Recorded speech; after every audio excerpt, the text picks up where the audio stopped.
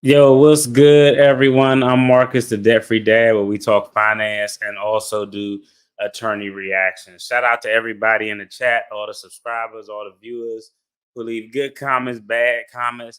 Hey, I appreciate all y'all. There's been a lot of bad comments, but I appreciate all y'all. This video is going to be an interesting video. Beginning, we're going to kind of do a recap of some stories. So we're just going to let some video roll through and play, but we're going to dive about politicians crashing out. Now, I will tell you, we're going to also look at some statistics with regard to politicians and who engage in bribery. And this is data from the United States Sentencing Commission, who is responsible for establishing sentencing guidelines for people who commit crimes. So we are going to look at the numbers. I know everybody on the thumbnail, hey, everybody on the thumbnail is a black person, but generally this happens all across the board. As Jeep said in the early comment, it do looks like being able to commit some type of crime while in office is like some type of badge of honor that just every politician in general go for. Is wow. I got to throw out the always got to give out the disclaimer. I'm a licensed attorney, but not your attorney, so not legal financial advice. Seek a professional in your area. This is infotainment purposes with me giving my opinion and takes. Now, before we go to the first video, I'm going to give a quick definition so we understand the difference, or understand some context between campaign contributions and what a campaign contribution is. I thought about it and I saw a video that kind of really explains it, but I was like, I didn't want to watch all the videos, so I know y'all didn't want to watch it. But essentially, campaign contributions work like this: a campaign contribution actually falls under the Constitution as freedom of speech. It's looked at by the courts as a way to speak on behalf of your candidate without actually saying anything. So it is protected by freedom of speech. What's going on, BTB? What's up, brother? Hope everything going good with you, man. And I'm gonna be shooting you an email for the collab thing shortly, champ. But so essentially, when you have campaign contributions fall under free speech, which are protected by the Constitution for campaign contributions. Now, typically, you have hard contributions and soft contributions. A hard campaign contribution is a person, individual gives money directly to the candidate. I send a check to uh, DFD because he's running for office or council member or ANC commissioner.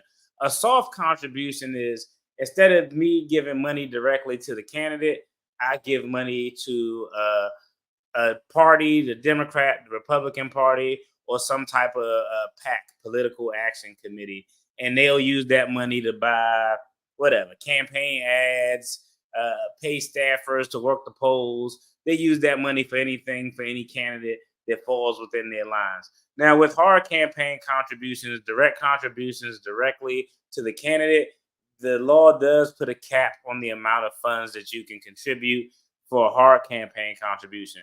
On the flip side, soft campaign contributions, money, hundreds of millions of dollars can flow through that side, and that's where you see most of the money going.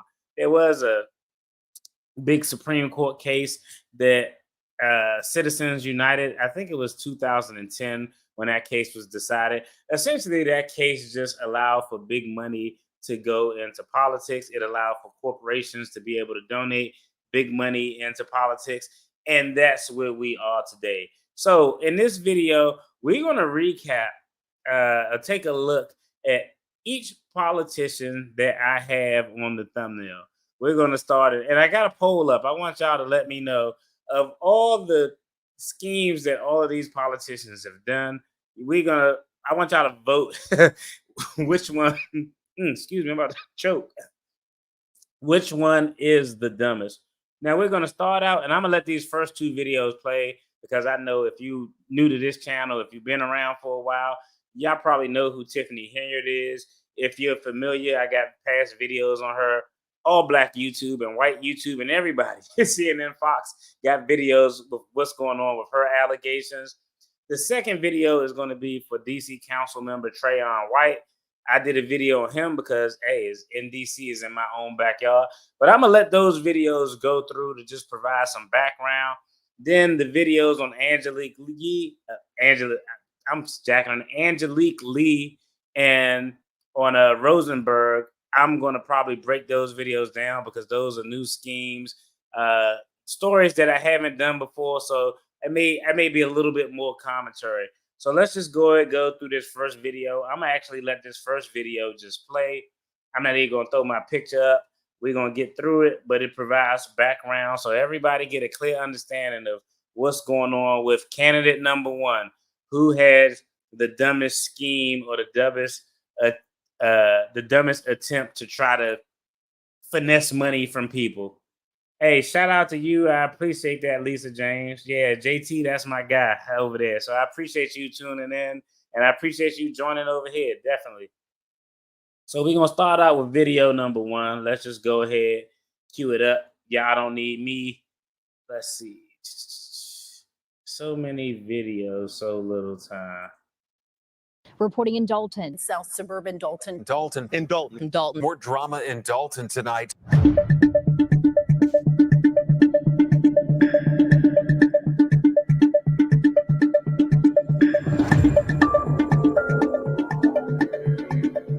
You talk about this political showdown in a South Suburban community. Residents and trustees in Dalton passed a resolution calling for an investigation into the mayor's administration and spending. But the mayor vetoed that resolution. NBC5's Christian Farr has a reaction from Dalton and a look at what happens next. We can always expect for the administration to use a lot of smoke and mirrors. Dalton trustee Brittany Norwood says she and a majority of her fellow village trustees will not stop in their fight to save the village. For the past several months, Norwood says certain trustees have been prevented from seeing Dalton's financial statements. Calling for an investigation of Mayor Tiffany Henyard.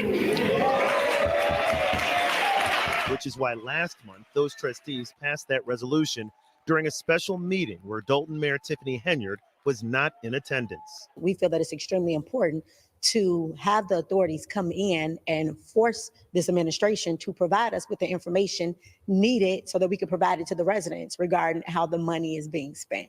I must let the public know that the actions of the board are illegal. Yesterday, during a regular scheduled board meeting, Mayor Henyard vetoed that resolution, and before doing it, listed all the good things her administration has done for the residents of Dalton. We help pay your light bill, gas bill, water bill. We even help you bury loved ones. We even did a mortgage and rental assistance, which was really, really dope. But when they still had access to Dalton's financial statements, Trustee Norwood says the village was $7 million in debt and suspects that that number has grown since then. Trustee Norwood says some vendors have been coming to them to figure out how to get paid, and the latest bill came from a vendor contracted to make posters. The mayor plans to poster around town with her picture on it with cute sayings. And we're saying, hey, how can we afford this if we're in a deficit? Trustee Norwood and the other trustees who supported that investigation hope to override the veto by their next board meeting on April 1st. In Dalton, Christian Farr, NBC5 News. The misuse of funds is among the many allegations discussed in South This Suburban video Dalton is today. Residents got a chance to tell village trustees what their concerns just are, to get a little background. We know who she is. multi-million-dollar deficit and multiple lawsuits the village is facing. NBC concerns over the current and like this, allegations of someone doing this to someone is horrible. And you cannot lead the village of Dalton under these circumstances. Everybody involved, if you hold a position, you should resign immediately. There's already enough shame being brought to this village. How much more? How much more? In a statement, Trustee Jason House says he did not go on that trip to Vegas. NBC5 reached out to the two remaining trustees for comment, but didn't hear back. The village, in a statement, told NBC5 it conducted a thorough investigation into these allegations led by an independent third-party company. The statement goes on to say former police officer Miles was interviewed and denied knowing anything about these allegations, and the alleged victim refused to cooperate with our investigation. The statement continues, this is nothing more than two disgruntled village employees trying to make off with the taxpayers' hard-earned dollars. The village looks forward to defending these allegations and pursuing all other available remedies to the village. To clarify, Byron Miles is still a Dalton police officer. Now, we asked the trustees if Officer Miles should have done more if he knew an unwanted sexual encounter occurred. Dalton trustee, and as a result, filed this complaint. According to her complaint, after having dinner with the trustee, she started to feel disoriented. Then she blacked out. The next morning, she woke up in the trustee's hotel room with no memory of how she got there, experiencing physical discomfort. Officer Byron Miles, who was part of Mayor Henyard's security detail at the time, also filed last May. On that trip, Mayor Henyard and a handful of village reps, including 2 village trustees and her former assistant who filed this complaint. We're not naming the woman because NBC5 does not name people who possibly were a victim of a sexual assault. I talked to today said they plan to be here for tonight's special meeting. It gets underway at 6:30, and of course, we will be here as well. That's the very latest from Dalton. I'm Regina Waldrop, NBC5 News. Tonight in South Suburban Dalton, residents got the chance to address the controversy surrounding embattled Mayor Tiffany Henyard. Complaints include sexual harassment, retaliation, and discrimination, and a controversial trip to Las Vegas last May. NBC5's Regina Waldrop was at tonight's meeting in Dalton. A concerned community.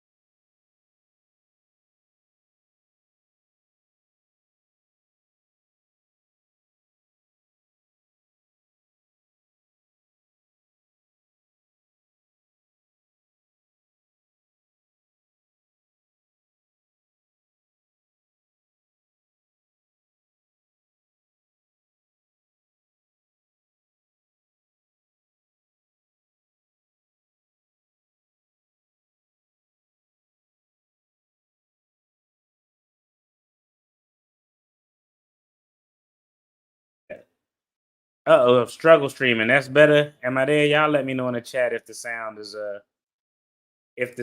good. Y'all let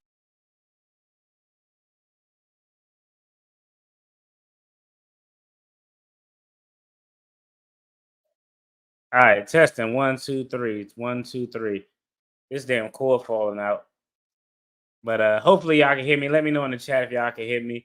Long story short, Tiffany Henyard sucked. We already know what's going on. Everybody should be aware of that. Cool. Appreciate it. Struggle streaming is real. All right, let's go ahead and queue up this next video.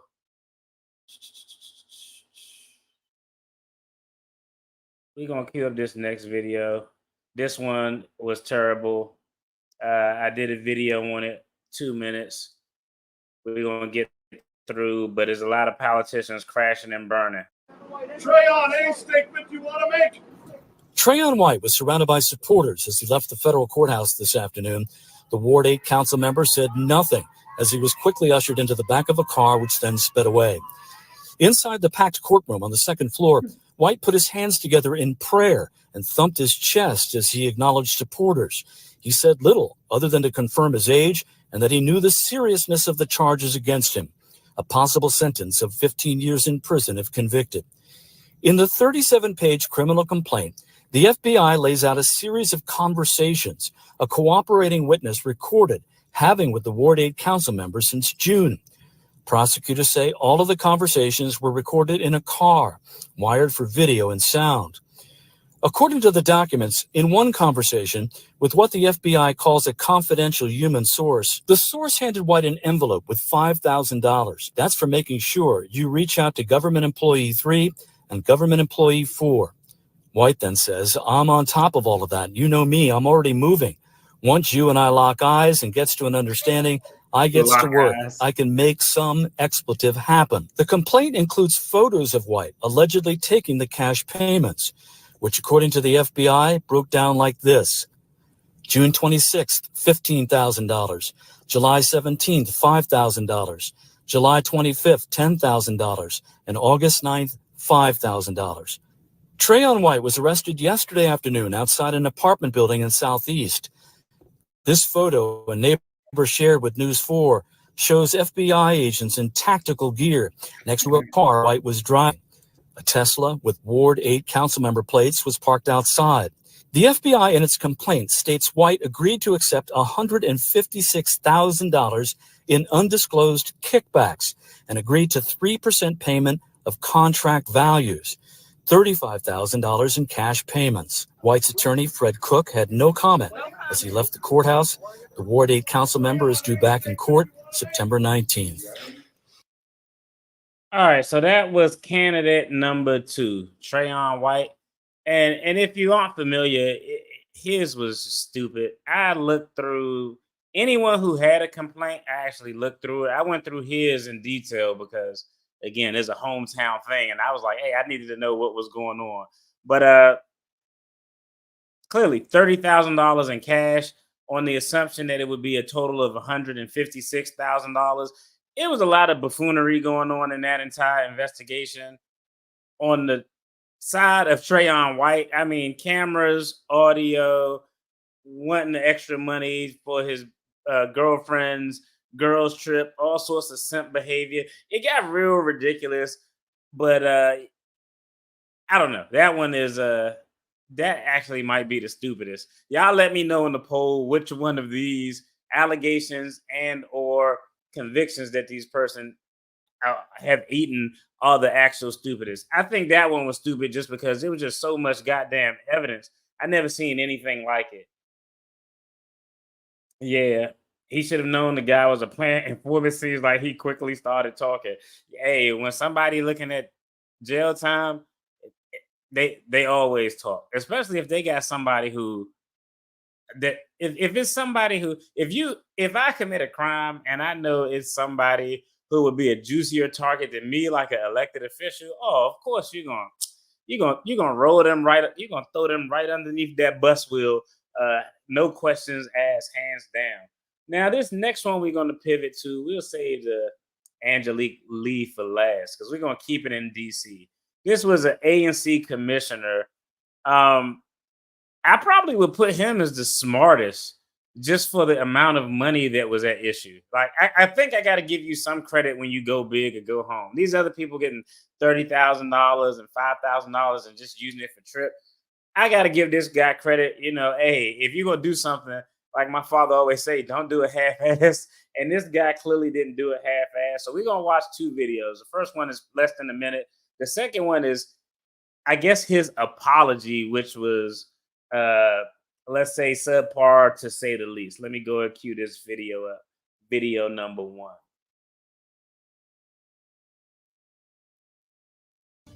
Well, new tonight, we've learned an advisory neighborhood commissioner, or ANC, serving Ward 8 is heading to prison. He's Clayton Rosenberg and was sentenced to more than 5 years for fraud. Court documents show he stole people's identities or created fake ones and received more than $1 million meant to help businesses pay workers during the pandemic. Prosecutors say he used some of that money for a luxury car and facial hair products. All right. So according to, hold on, let me actually, because that was a short video, but let me actually put up, I know what y'all thinking. Y'all think DFD, facial hair products, that's an odd thing to say on the news. Let's see. We might actually have to read this because it was actually hilarious. And the hair products things. Yeah, we can read this. Is that too long? Let me go and pull this up so we can get a little breakdown of what's going on, because it was hard to find a real video that kind of went at length about what was going on with ANC Commissioner Rosenberg. All right, we're going to pull that up. Hopefully it's big if y'all want to follow along. Washington man who scammed pandemic relief program sentenced to over 5 years in prison. According to court documents, from at least June of 2020 through at least June 2021, Clayton Rosenberg, a.k.a.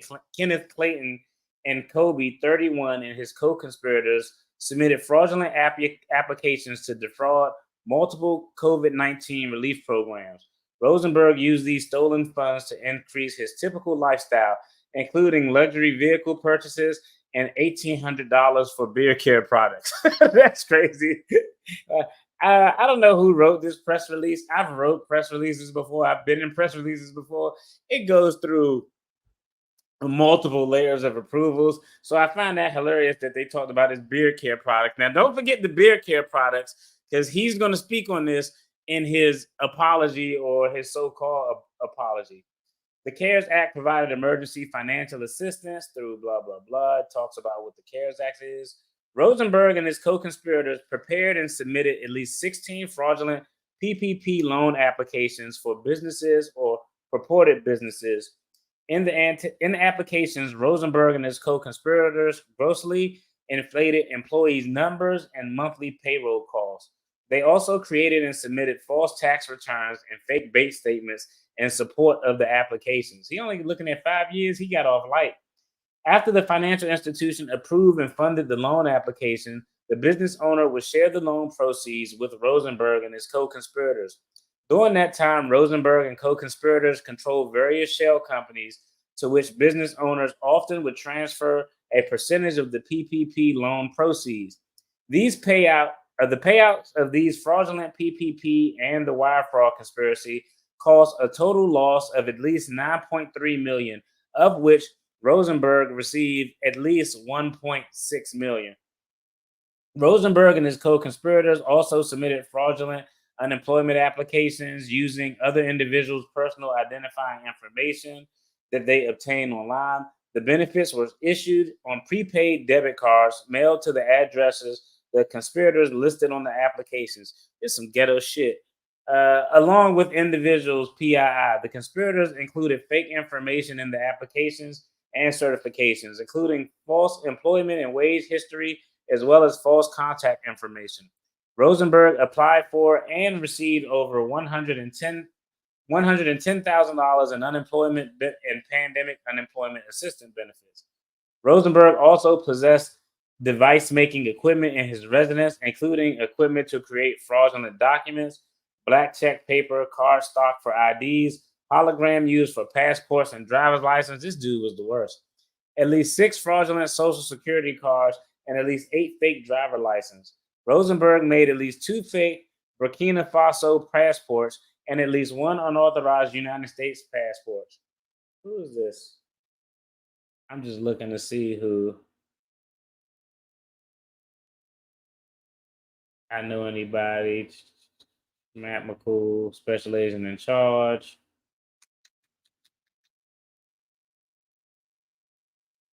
They don't name anybody. But Kathleen Robinson, blah, blah, prosecuted the case. So that's what we have for this individual. He was on a full-blown rampage to just scam it.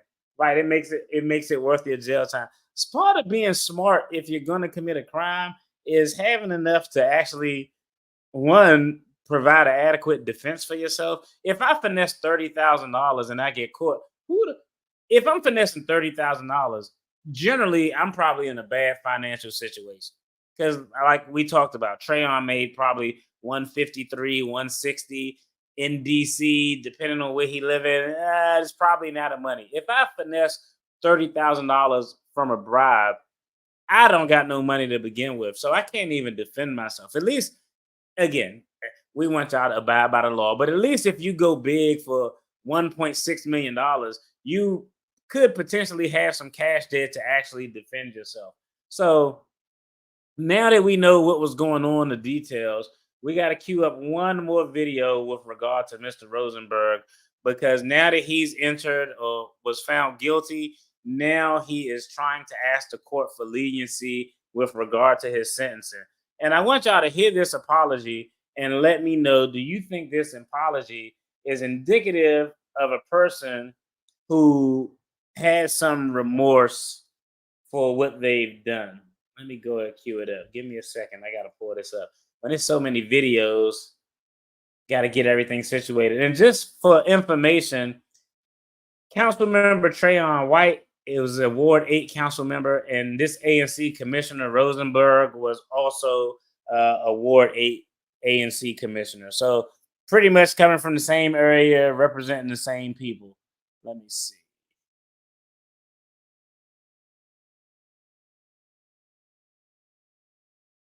Let's see if this will pull up. Okay, this is I didn't. I watched the first 2 minutes and I was like, this dude. Let me not get my influence before I let y'all see it. All right, we're gonna go ahead and queue up.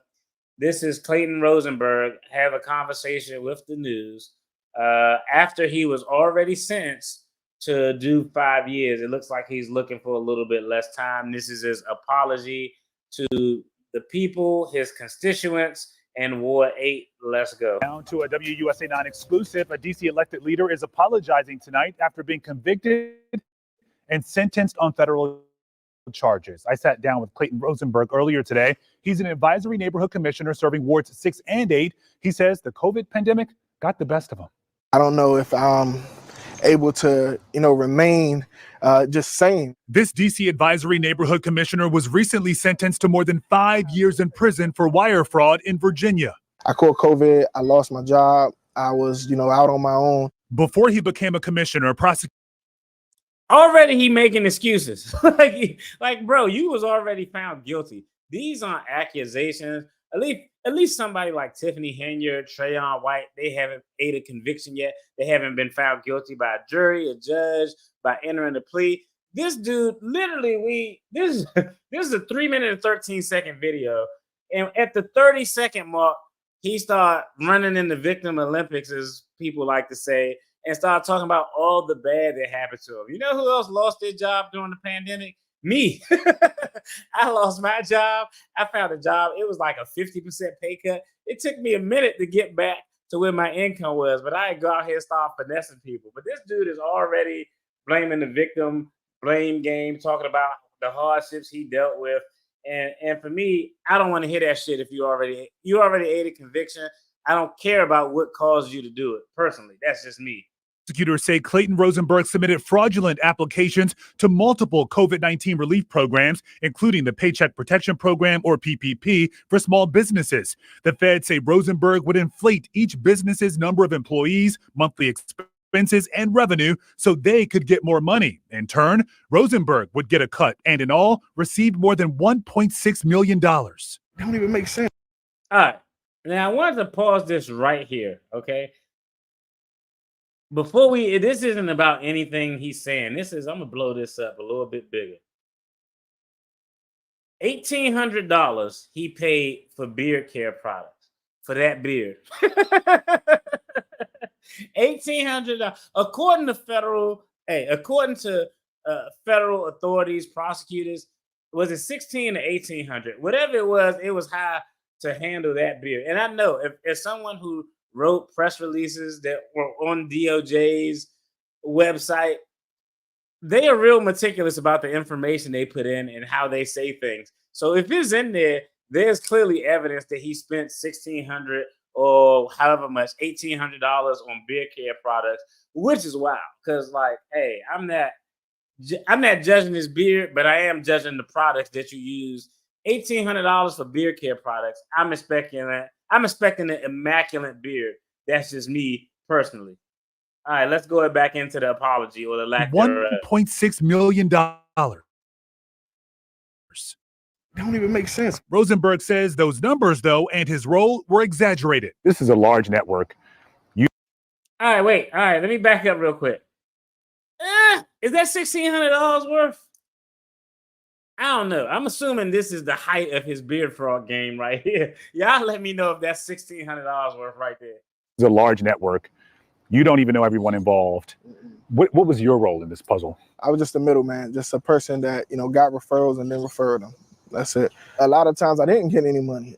And I had to wait for these individual business owners to pay the person that they know to pay me.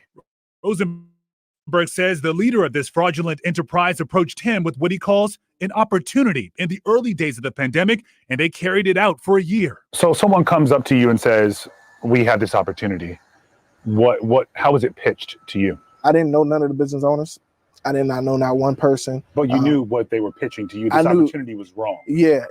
I knew that, you know, this was a wrong situation, but I tried to see good in the wrong. I tried to see that at least I can say that I helped a business owner out that naturally they didn't know how to get approval. Prosecutors say Rosenberg used the money for luxury items, including new cars and hundreds of dollars on products for his beard. They put this on me and say $1,800 for beard care items. Like, I mean, look at my beard. This.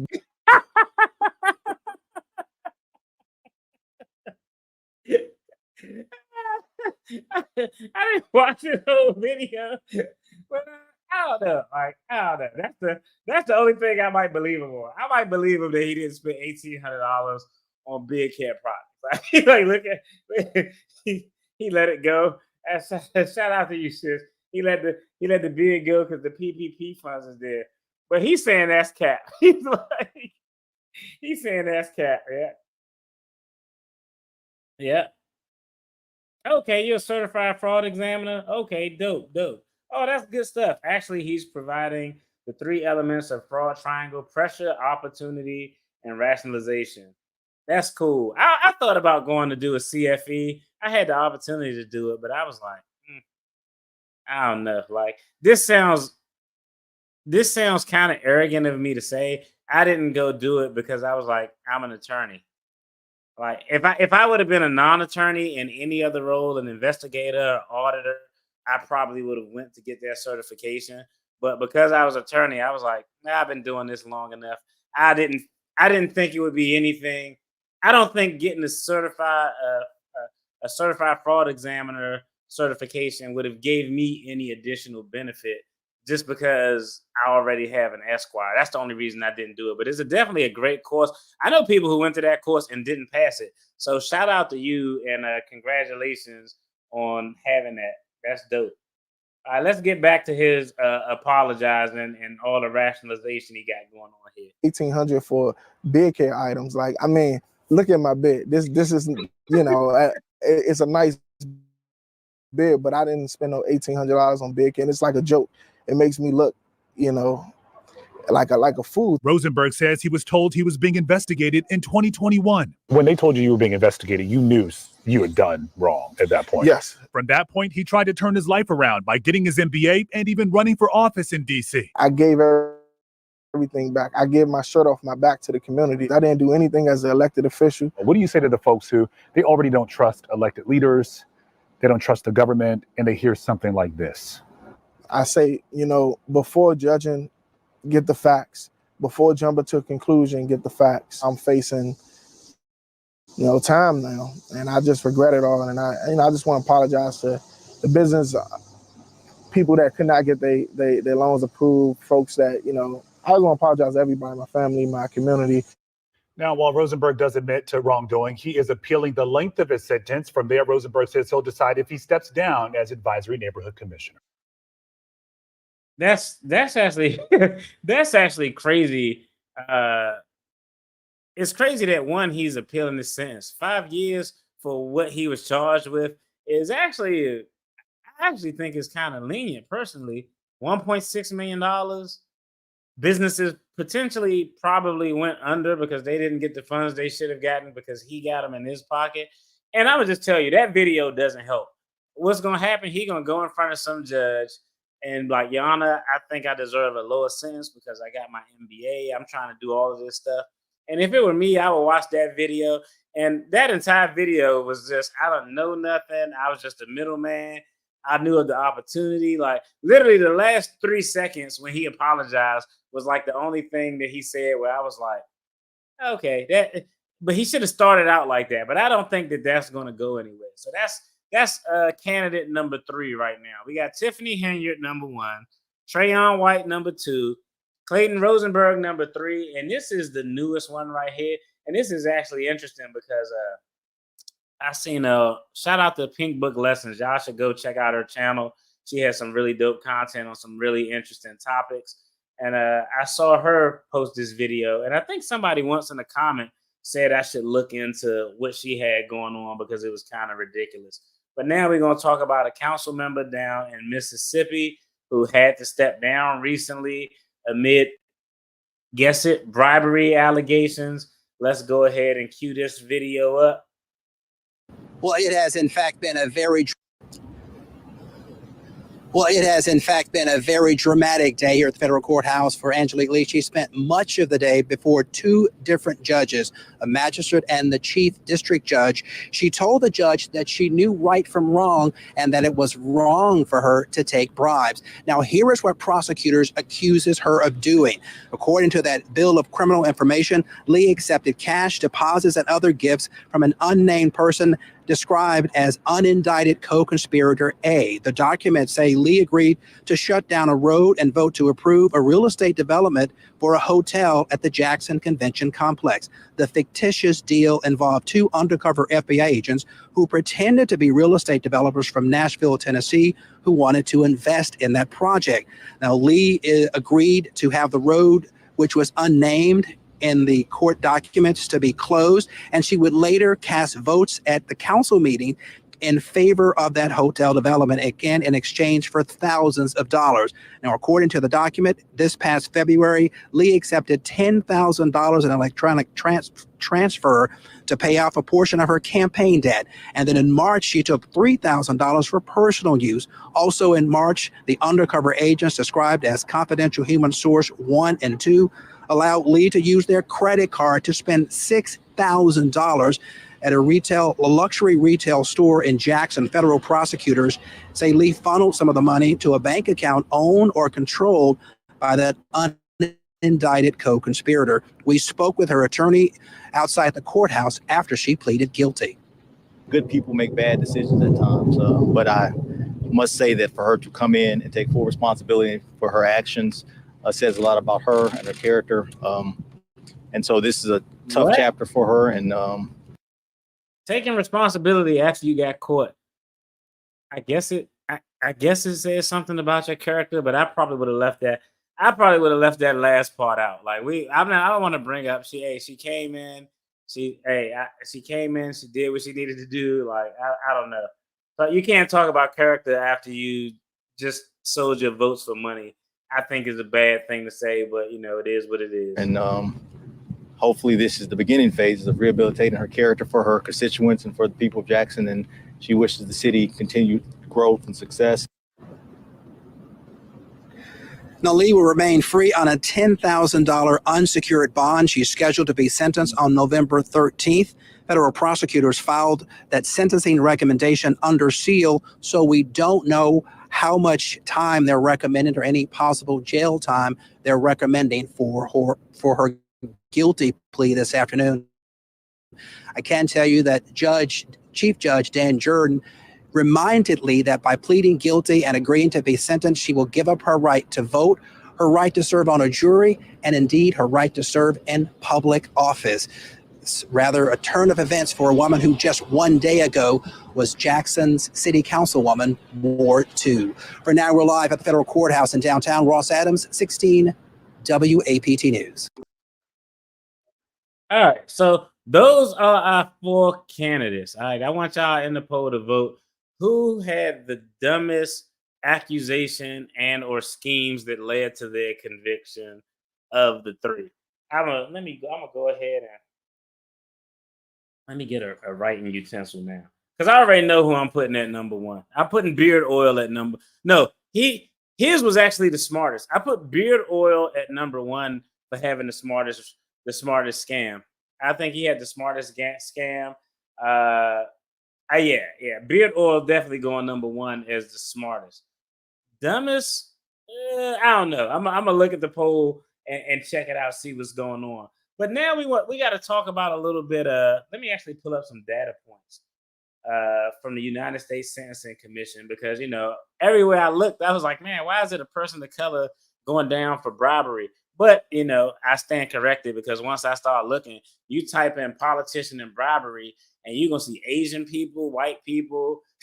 You're gonna see it across the board. It's just something that is common and happens in all assets by people of all nationalities and all demographics and backgrounds.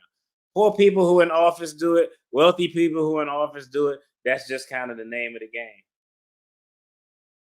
Yeah. When the board overseeing the executive is incompetent, why wouldn't the executive rob the people? Yeah, because I mean, there's some value in having an incompetent board or having like an inspector general who's incompetent, because now you could just like, oh, they can't investigate their way out of a paper bag, and because they can't, I'm gonna just do what I want to do. But it still has to be some gamesmanship in how you do it, you know.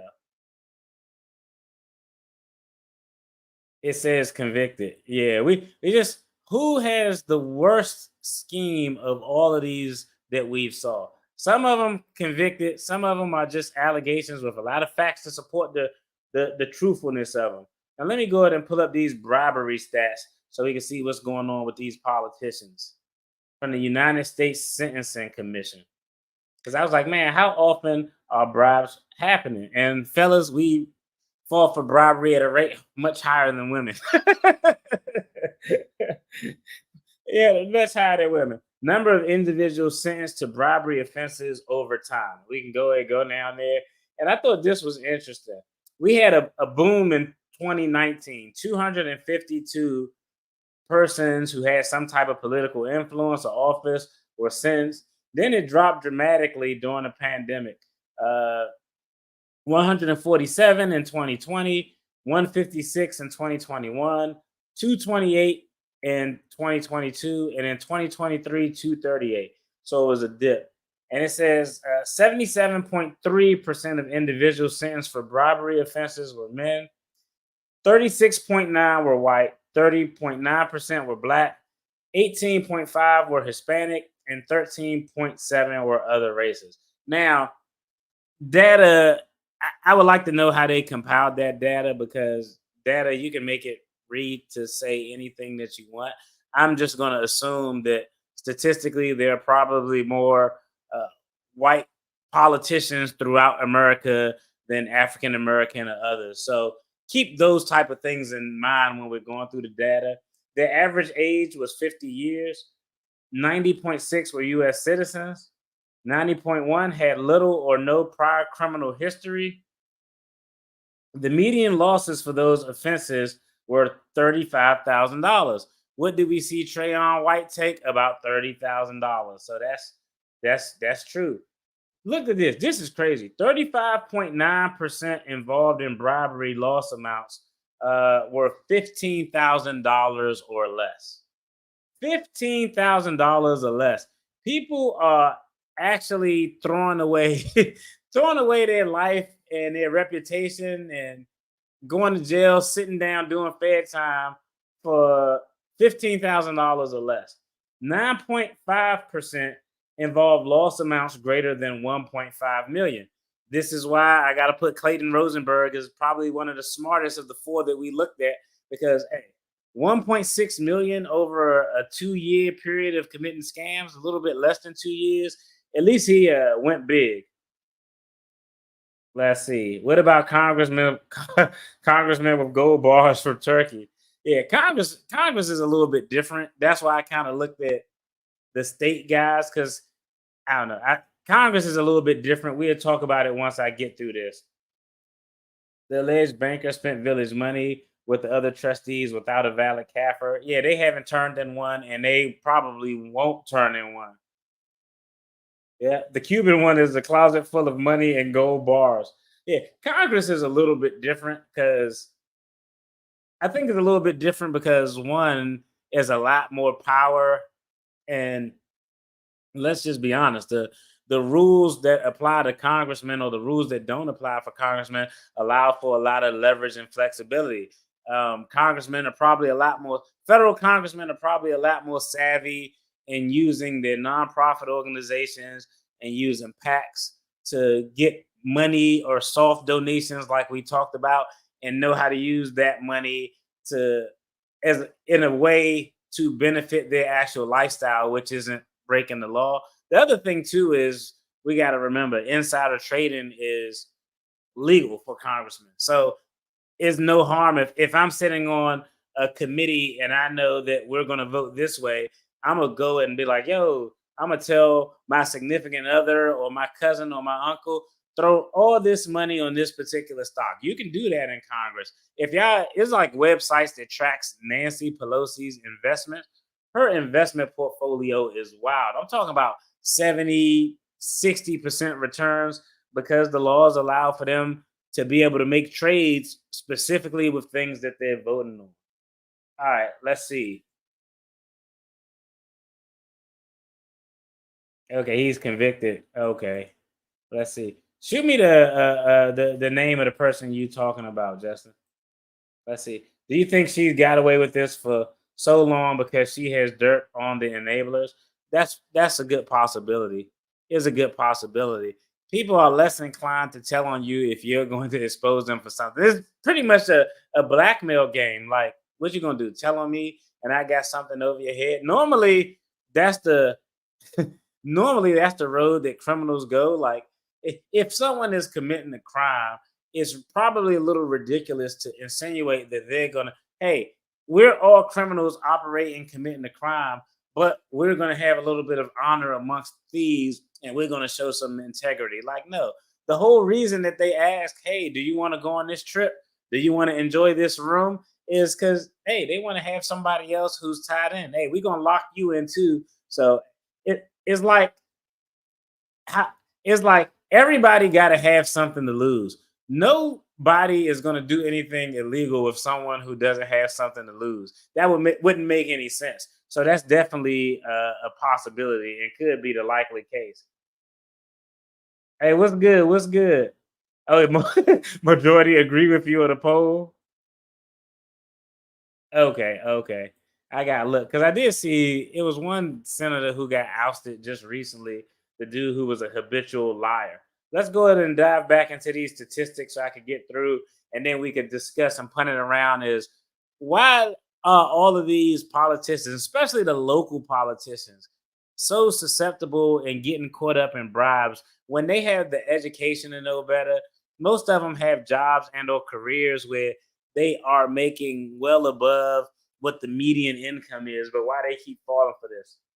Sentences were increased for being a public official, 52.4%, involving multiple bribes, you're going to get a higher sentence of 79%, involving high level of elected officials, a leadership or supervisory role in the offense, abusing a public position of trust or special skill, 1.3, that's really low, obstructing or impeding the administration of justice. And we can see right here just high level elected official, multiple bribes, and being a public official were 55, 79, 52%. That's the whole point of fraud and public corruption. That's always going to be a big target. So if you're in the public office and you do something stupid, they have a whole unit in every state and most cities in America, specifically with people who all their job is to look for fraud and public corruption. The top 5 districts for individuals sentenced for bribery offenses were, this made me really sad. Southern District of New York had 18. Eastern District of New York had 16. The District of Puerto Rico had 12. Eastern District of North Carolina had 12. And last on this top 5 list, but not least, good old hometown District of Columbia. As we can see from the beard oil guy and from the guy who got caught up with all the cameras. All right, this is the median loss for bribes. Let's see. Median loss for bribes. Punishment. The average sentence length for individuals sentenced for bribery offenses was 23 months. 82% were sentenced to prison. So if you're a federal official and you get caught up in a bribe or a money scheme, it's a strong possibility that you are going to prison. 82% of the time. So if you lined up 10 politicians who committed bribery or money crime, 8 of them is going to have to take their toothbrush with them and go sit down. No individuals were convicted of an offense carrying a mandatory minimum penalty. And the reason that no individuals were convicted of an offense that carried a mandatory minimum penalty, it could likely be because they probably had very limited criminal exposure. Yeah, just so y'all know, and some of y'all may know how the sentencing guidelines work, but think of it as a chart. If sentencing guidelines, it depends on the crime you commit and what your prior contact is with the criminal justice system. So if me and you, we both commit the same crime, we both commit whatever, bribery, armed robbery. We ain't gonna say armed robbery because you're gonna get a jail sentence with armed robbery. But me and you both conduct low-level felonies. Same exact thing. We do the same exact thing. If I have 3 prior convictions and you have no prior convictions, those 3 prior convictions, even though we did the same offense, could potentially bump me up on the sentencing scale where I may have a mandatory minimum sentence that I have to do. And you wouldn't because you don't have any prior contact. So they're going to look at the level of the offense, whether it was a low-level offense or a high-level offense, and they're going to look at the prior criminal record of the individual. So that's how they determine where you fall on the sentencing chart.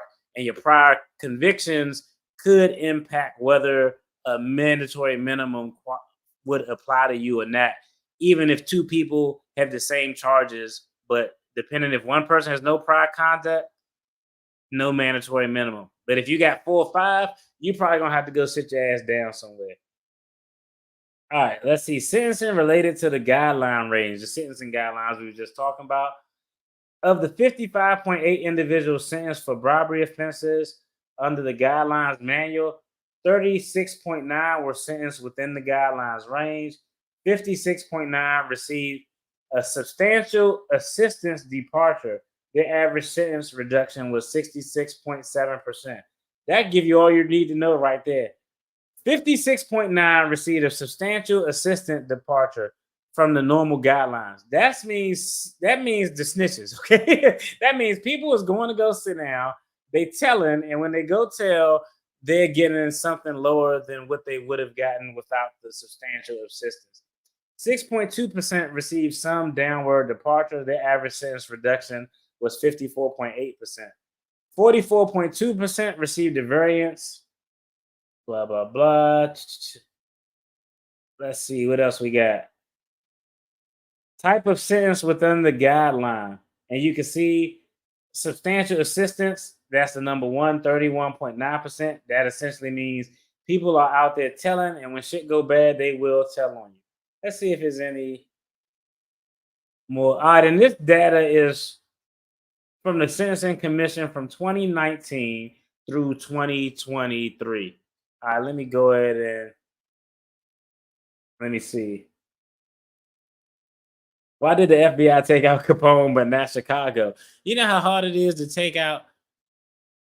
You know how hard it is to take out. It's not even an organization. To stop a process that has been criminal so long, it's just hard to do. It's even like, think of it from a military aspect, okay? When I got deployed and went to Iraq, and everybody was like, man, Saddam Hussein is going to be up out of there. And they was like, oh, that'll be great. The minute Saddam Hussein was gone, it actually got worse. It was so many warlords and radical Shiite clerics who were fighting for the throne, trying to overthrow whoever was put in place according to them by the United States government. So when you have an entire ideology and a culture of just this is how we do things, taking out one person is not going to change that culture because everybody just like, yo, that's how we play ball here. The new guys coming up, like that's how everybody think that's how you play ball. So it's hard to do. Yeah. Yeah, Bob Mendez. I couldn't think of his name, but yeah, that dude was a liar. That dude was wild. Yeah, Bob Mendez. Capone was caught on tax evasion. Yeah. Yeah, Bob Mendez. That's exactly who it was. I couldn't think of his fucking name either. But let's take it because the federal guys are a little bit different because they actually got a lot more power. I think most times, I think they're a lot more tactical and strategical with how they do it. And I actually think they have more staff who is knowledgeable about how to do things the right way so they don't fall on the wrong side of that line between legality and being illegal. Now, the question is with these local politicians, and I could have went on and on. I could have went with Marilyn Mosby, the attorney general from Baltimore, who had PPP conviction. I could have went the former mayor of Baltimore. She had a conviction for, I think, lying on a federal docket. Or she did something. I can't even remember what she did. But I could have went down the road where it seems like all of these local guys are just crashing and burning. And the question is, well, why is this happening? So I kind of looked at the backgrounds of just our 4 candidates that we had today. Of the 4 candidates we have today, most of them are highly educated. Most of them have college degrees, master's degrees. They have some type of higher education beyond high school. So it's not a thing that they're being done. And a few are actually second generation, like college students. So it's not a thing of them not having an education to do it. Yeah. The credit card change took Tiffany from go-kart slides and comedians to can't even buy them ice cream. Yeah, because she don't want them in her name, which is, I mean, it's smart for her to do that, but it's not going to help anything with this investigation that she's going to have going on. But I think the biggest thing is, it's twofold. Local politicians generally don't make a lot of money. Okay. Now I know that, Trayon White, $157,000 sounds like a lot of money, but in the District of Columbia, it's probably not a lot of money. You're talking about, you probably got like a 45%, 50% tax range. And I think the average rent in DC is something crazy like $2,900 for like a studio or something like that. So generally across the boards, politicians aren't making a lot of money. That's point number one, I think, that makes them susceptible to wanting to be finessed. Point number two, and y'all correct me if I'm wrong, when you're a politician, people who give campaign contributions are not fucking broke. They are wealthy businessmen. They are people who have money, who want to wield some political influence, or they want to donate to your campaign so you can vote to classify this particular area of land a certain way so you could build a strip mall on that shit or something. So people who interact with politicians are extremely wealthy. I'm talking about floor games at the Lakers. They got a VIP at the local Boom Boom Room. And as a politician, even if you aren't taking the money, you're trying to do things the legitimate way, you're going to be interacting with these guys and you're going to feel broke as fuck. That never happened to y'all. Y'all never like been out somewhere. And we all think like that. I think like that recently. Like I had to catch myself slipping actually. I was like, whoa, wait, why am I thinking like that? But I started golfing recently. I was like, I'm going to take some golf lessons. And I didn't want to do a one-on-one lesson. So I did a golf lesson with like 4 or 5 people. And all of these guys, I didn't know them for Adam. It's just random people who signed up. Now I will tell you, golf is an expensive ass fucking pastime. So one guy was like a doctor. One guy was an engineer. Another guy had like a business. I'm an attorney. And literally as everybody kind of talking about what they do, I was like, man, I might be the brokest guy in this group. you just I didn't say that. I didn't say I might be the brokest guy. I said I might make the least amount of money in this group, but I don't think I'm the brokest guy in this group because being broke is about money management a little bit more than what you make and is a mindset. But we all instinctively think like that. Now, if we act on that is one thing, but even your boy, after we had this conversation, we left. I was like, man, these guys making some real money. I should have majored in engineering or something had I been smart enough to do so. So I think with a lot of local politicians, they get pressure because they have interactions with prominent businessmen and people who actually have resources and they really don't have resources. That's what I'm thinking, how it affects them. Somebody said in the comments on the meatloaf boxes that she strong-armed essentially a business entity out of that, but I didn't know if that was accurate or true because I actually looked to try to see it. But remember, there were allegations of her kind of blacklisting vendors, like if you don't do this or donate to this charity, I won't allow you to operate. Some people insinuated that was the case, but I didn't see anything like that. A Teamster will have to work 80 hours a week to make $150,000. I agree. I'm not saying, hey, most people don't make it. It took me a long ass time. It took me a long ass time to get anywhere close to that. Most people don't make that money. But when we're talking about the full scheme of things, I don't know how much a politician makes in the rural area. But let's see, $150,000 in Washington, D.C. after taxes. Let's see. Here's a good website that'll pull. Here's a good website that'll pull it all up to see what they making after taxes. That's annual. Let's click on monthly.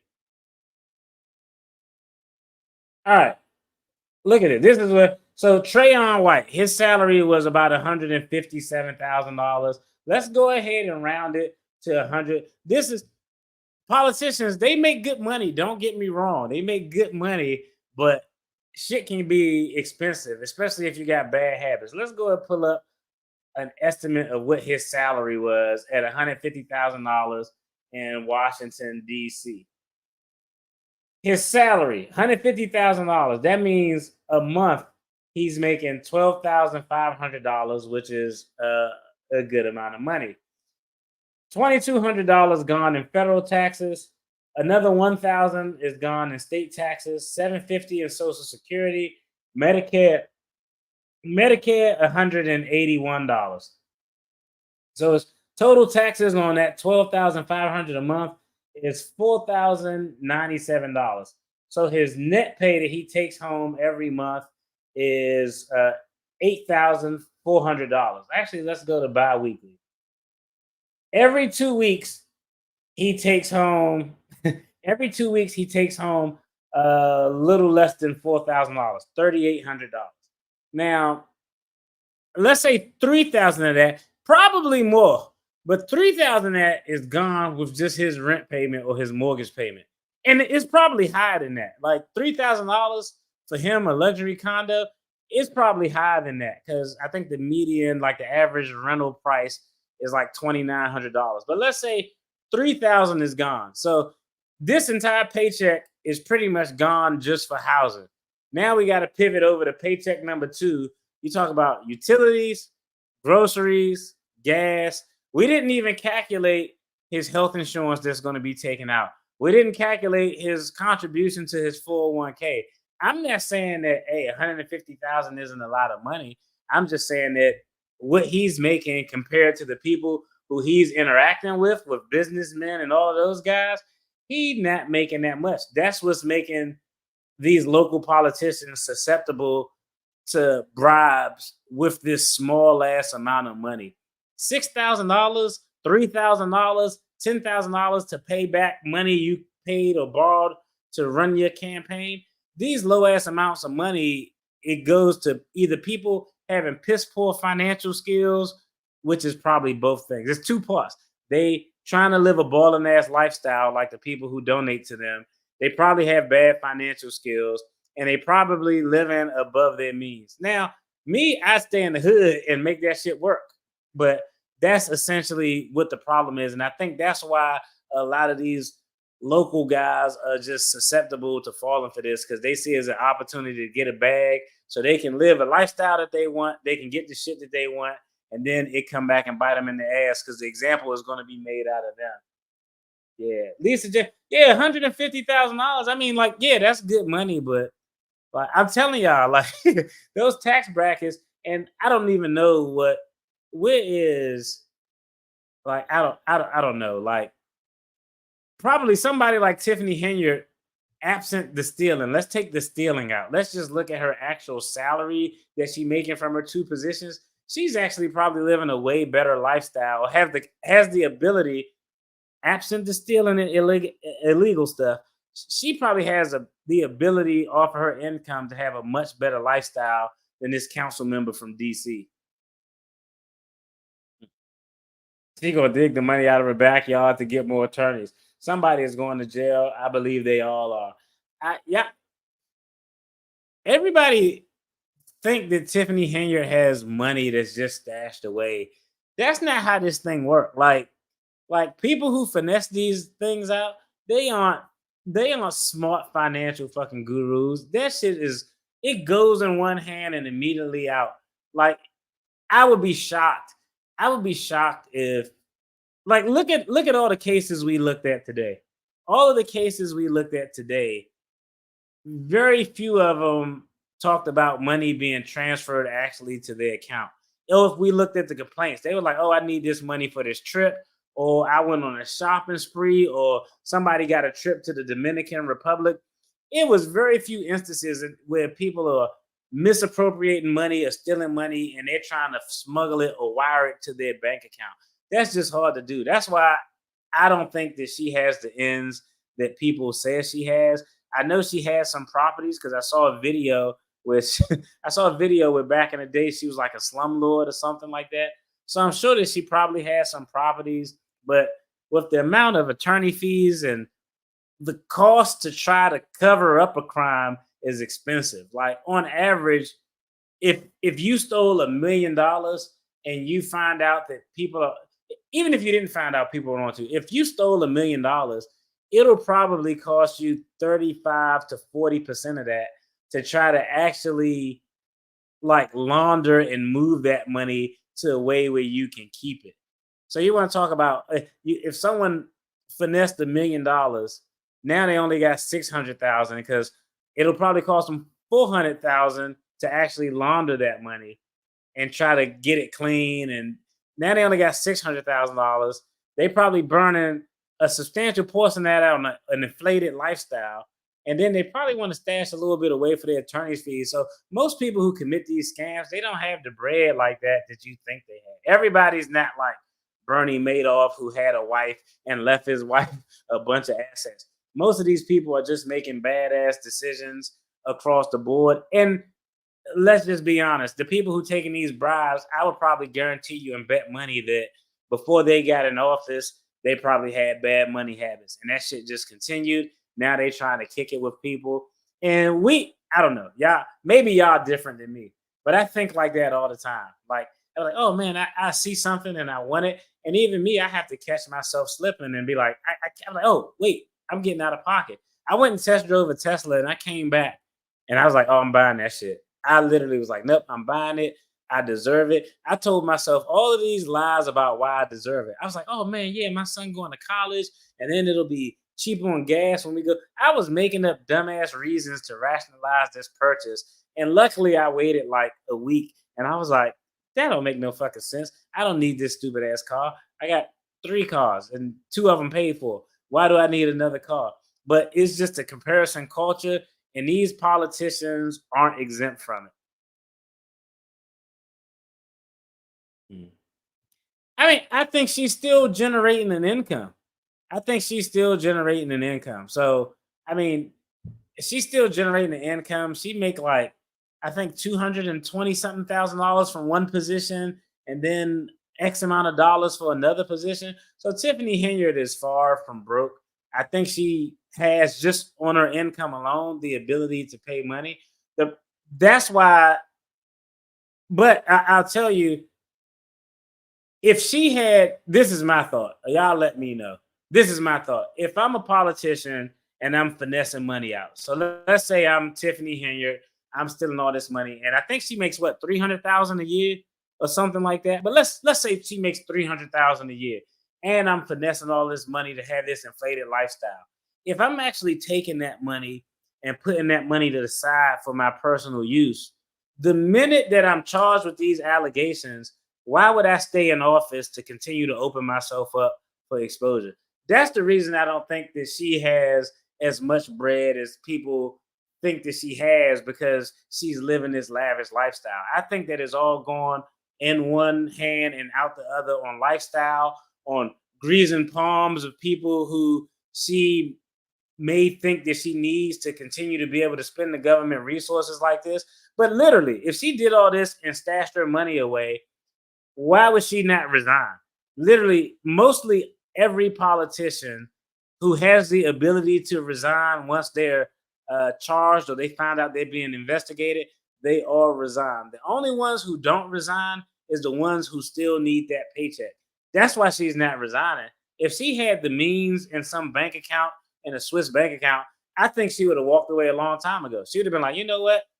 Hey, okay, if y'all gonna investigate me, Yeah, I ain't gonna have nothing new to investigate me on. I'm gonna walk away, and I don't know what she would do for employment outside of what she's currently doing. That's the other thing. So, like, if I were a politician and I were caught up in the scam and I found out they're investigating me, it would probably be a little bit easier for me to walk away because I'm like, okay, well, why they investigating me? That don't stop me. The state ain't do anything with my law license. I can hang a shingle up right on my porch and get people to come in if I want to. But I think the fact that she's still working, to me, shows that she needs that continued paycheck. If she didn't need that paycheck, I think she would have tapped out a long time ago. Y'all let me know what y'all think. But I think that's the reason that she's still working. That's the reason she hasn't resigned. That's the reason why did the police chief keep coming to fucking work, even though they kept trying to fire him? He kept coming to work because he ain't got no money stashed up. All that overtime, all that shit he was doing to get extra money, whether legal or illegal, he needed a paycheck. So he's still trying to come in because he still want to get paid. That's why he arguing that y'all don't have the authority to fire me, because he still needs that paycheck. And I think Tiffany Henyard's in the same position. I think Trayon White is in the same position. I think anybody who catches a federal investigation and you don't resign, I think you're not resigning because you need that paycheck from the government job that you maintain to be able to pay for your defense. That's my theory. Y'all let me know what y'all think about that. But that's my theory. Yeah, if Tiffany played this grift well, she did not directly steal from the coffers just to live.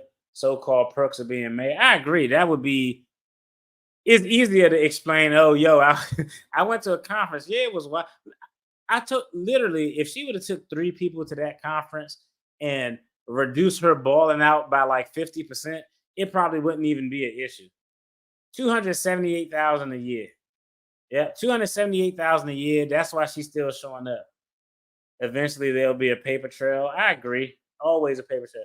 She makes around $300,000 a year, but she uses tax money for everything. It's all a party, and she wants to be a celebrity. That's a fair point. That's a fair point. But yeah, I believe exactly what you say is accurate. I don't think that she's like, hey, I'm stealing money from this grant program to use it to do this. I think it's just for all the extras. If I go out somewhere to eat, that's a business dinner. I'm gonna take people from work and say we talked about business. That's a business dinner. If I gotta travel somewhere, I do agree with you that that's how she's using it. I don't think she's directly taking money from a government program and transferring it to like her bank account. That would be wild as hell.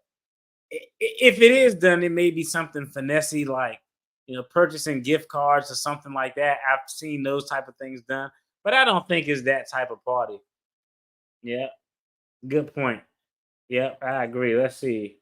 The township has no business going to the conference. I mean, yeah, I agree, because I think the conference was something that was more geared towards the village of Dalton. But isn't that I've been to conferences and took 12 people with me, but we didn't go in no Bentleys.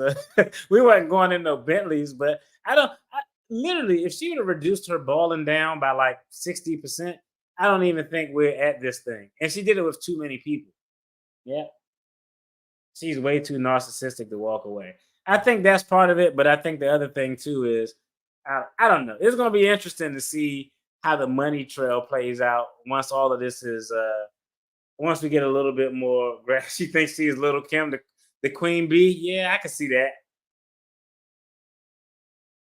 I think she broke. Why did that town elect Tiffany, who was her opponent?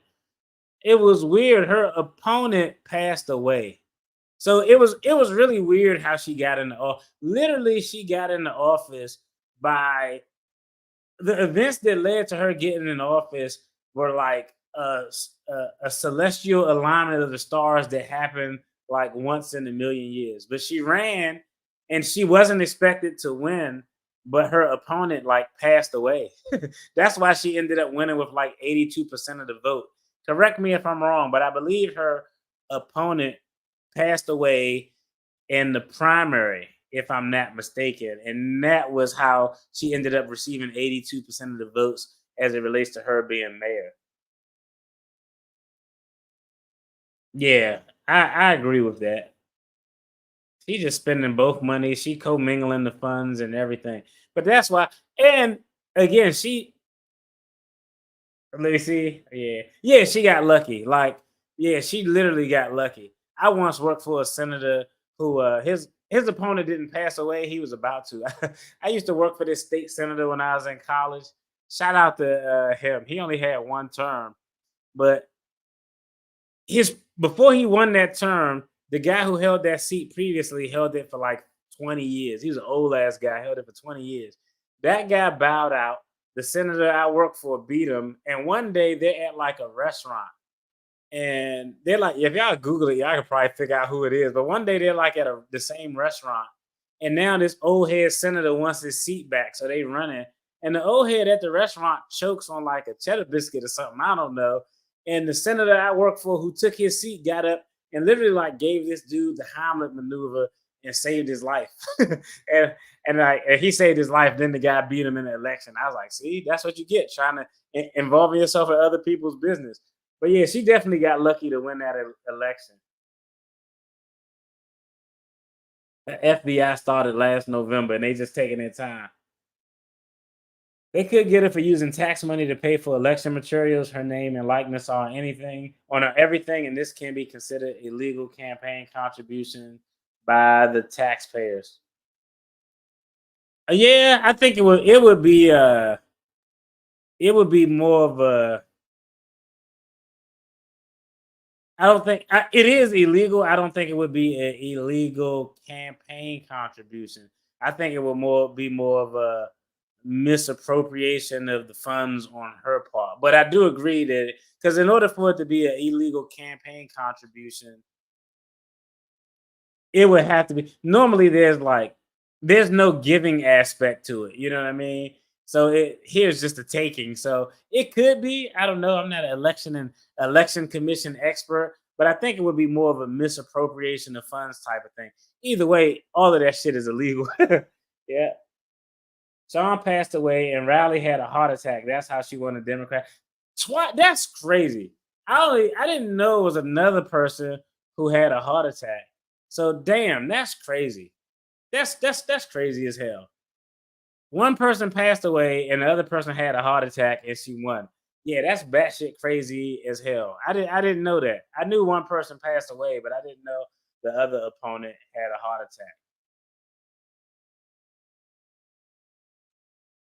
Do you think Miss Kirby, she actually got a legitimate chance of winning? Because I looked at the numbers. She received a large percentage of the vote, but the overall percentage of people who vote, of registered voters who actually vote, is really, really, really, really low. Really, really, really low. So I'm gonna just be. I don't think that if she makes it to the next election, I don't think she's going to lose in a landslide. I think it'll be much closer than what people would think, considering all the bad press she's been getting. She has bankrupted the town. She's going to be made an example of lots of time. Yeah, I agree. Because she's just operating as if, yeah. Oh, he was a former supervisor. Okay, cool. Damn. I think she only got like 1,800 votes. But however many votes she got, the percentage was like 80-something%. So of that 1,800 votes, what percentage would you say is people who play bingo? Let me see.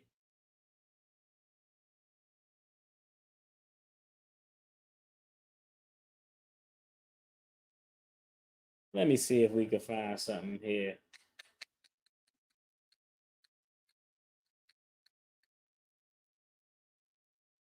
I'm trying to see. Ballotpedia. I'm trying to see if I could find.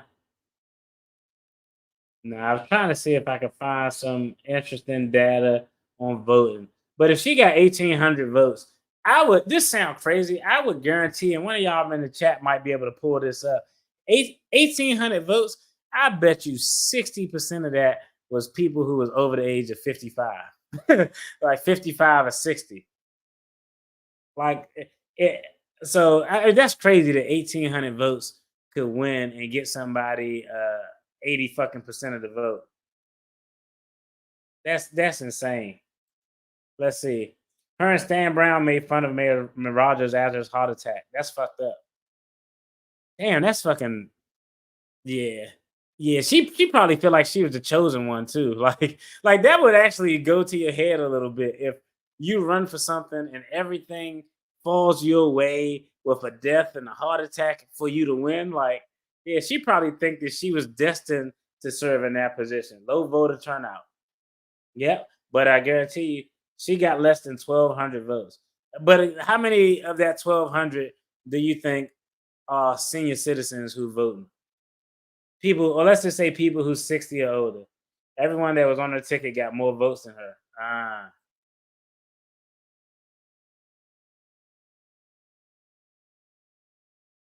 That's low as shit. The ice cream is low. Everybody who like hey, yeah, I will give y'all a little bit of secret. The universal black ice cream is butter pecan. And everybody who like butter pecan and bingo, they like, yo, I'm telling y'all, she not gonna lose by a landslide. Y'all probably thinking she gonna lose. If she makes it to election, I don't think so. I think she'll probably make it to election, but I think an indictment will come before that. But if an election comes around and she's on the ballot, she's not going to get blown out of the water. Only 2,000 voted out of. That's crazy as hell. That's crazy. With numbers like that, in order for her to win. Now, I will tell you, is a strong possibility that her conduct is she's such of a shit show that it is a strong possibility that a flood of new voters like, hey, we just got to come in and kind of get rid of her. It's like I would call it like the Donald Trump effect. When you have someone in office who everybody just kind of perceives as so bad, people who didn't vote, like, I'm just going to vote just to get them out because they just so terrible. Or we feel they so terrible, we got to get them out. So it could be an influx of additional voters that'll get those numbers up. But yeah, this is a good example of showing up to vote. A hard, expensive lesson. Yep, they screwed them over. Like, those local elections are so important. Like, I'm gonna just be honest. I tell people all the time, like, if in a federal election, you talk about a federal election for like Congress or vice president and president and all that shit, your vote has far less impact unless you're in like a state that's like a swing state where it go blue or red, or it might be in between. Like, whatever you vote in like DC is going to be irrelevant because DC is just always going to turn blue. And the way it works in a federal election, they're always going to get the nod. But for these local elections, man, you got to show up because that's the shit that's going to hurt you when they passing out all of these laws to increase taxes. I saw one where it was she got the township to vote on a bill to increase the fine for homeowners of unoccupied property who let their yard go into disarray, and they increased the fines from $75 to $500. And what happened was, it was actually hilarious. I don't know if she planned to do this, but what happened was, once the board agreed to it, she was like, oh, we can raise more money and everything. And once the board agreed to it, she started sending them fines. Like, the board, she started sending the board members fines because their yards were not up to par. The big bingo is for the township. That's why she keeps pushing it. That's crazy. How much money are they winning? She won by 140 votes. That's close. I was 70 years TV. It would be cool to find out the political membership of the judges that refused the Tiffany's recall by the trustees. Yeah, because somebody told me in the comments that she was connected to someone who has a much bigger political influence in the actual state. And hey, favors happen all the time. Like, hey, judges pull favors. Everybody pull favors. It's just you don't know who's doing them, but favors happen all the time. So that is a good question. I can say that people in the South Burbs are generally okay, happy with the people that run the village and the township. Yeah, it is. And the other thing too is, I don't know. I can only speak for the community that I've seen, the communities that I live in. There's a certain amount of folks who have some undying Black loyalty, and they look at everything as a setup. Like even in this instance with Trayon White, and I've been looking at like media reactions, and there's people who standing there in front of the town, like in front of the meeting place and in front of the Wilson building downtown, like, hey, we got to stand by a council member because he hasn't been convicted yet. For me, once I see audio and video, I don't give a shit about you being convicted. You did what the audio and video says you did. Like, if there's no audio and video, I could be like, yo, there's no audio and video. I need to hear the testimony. I need to see all the evidence placed together. Once it's audio and video, but a lot of times in Black communities with our politicians, when we have a politician who is a homegrown politician, some people take that shit to heart. That shit hurt. It hurt them to be like, oh no, I knew him since he was a kid, or Tiffany grew up and she went to the local high school over there, and they take that shit to heart sometimes. So that's just how it goes. Those judges are part of the grift. Hey, the wheels of justice. Yeah, the wheels of justice, like everything, is about that paper. Like everything. And I can say that as an attorney. Tiffany Henyard has her own Wikipedia page. And she probably wrote it too. You know, most Wikipedia pages, somebody else write it. She probably wrote her own. When a bad person gets in office, people try to replace them, and a worse person gets in. Yeah, because they just want something changed. They want some change, and they want something different. But there will be a group of people out there, probably a small group, who just have a blind loyalty from her. And they'll think, oh, is the trustees against her, or is the man setting them up? I don't know. That's something that we tend to do in the Black community when there's a politician who's like homegrown.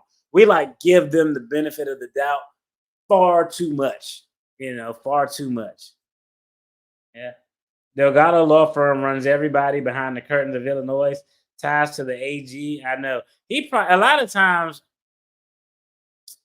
and a lot of attorney generals, I don't know if for Illinois attorney general, y'all can let me know, but a lot of attorney generals, they actually come from those law firms. It'll be like some partner who steps down and he'll run for office as an attorney general. And I'm not saying there's a finesse, but I'm just saying that, hey, people know people do. It's just the nature of how things go. I've been a defense attorney, and my office is in the same building as the prosecutor's office. And if I go out to lunch, I'm gonna be like, yo, come on, you know, this case is this, and this case is that. Now, I don't think because I always like, I ain't got nothing to offer nobody. So I ain't got nothing to offer nobody. So the only thing I got to offer is, yo, you know, these facts aren't strong. And do you really want to waste your time having a 3-week trial for this? So give us something we can work with here. That's kind of what you have as leverage. But people get things off of their relationships all the time. And it shouldn't go like that, but it goes like that.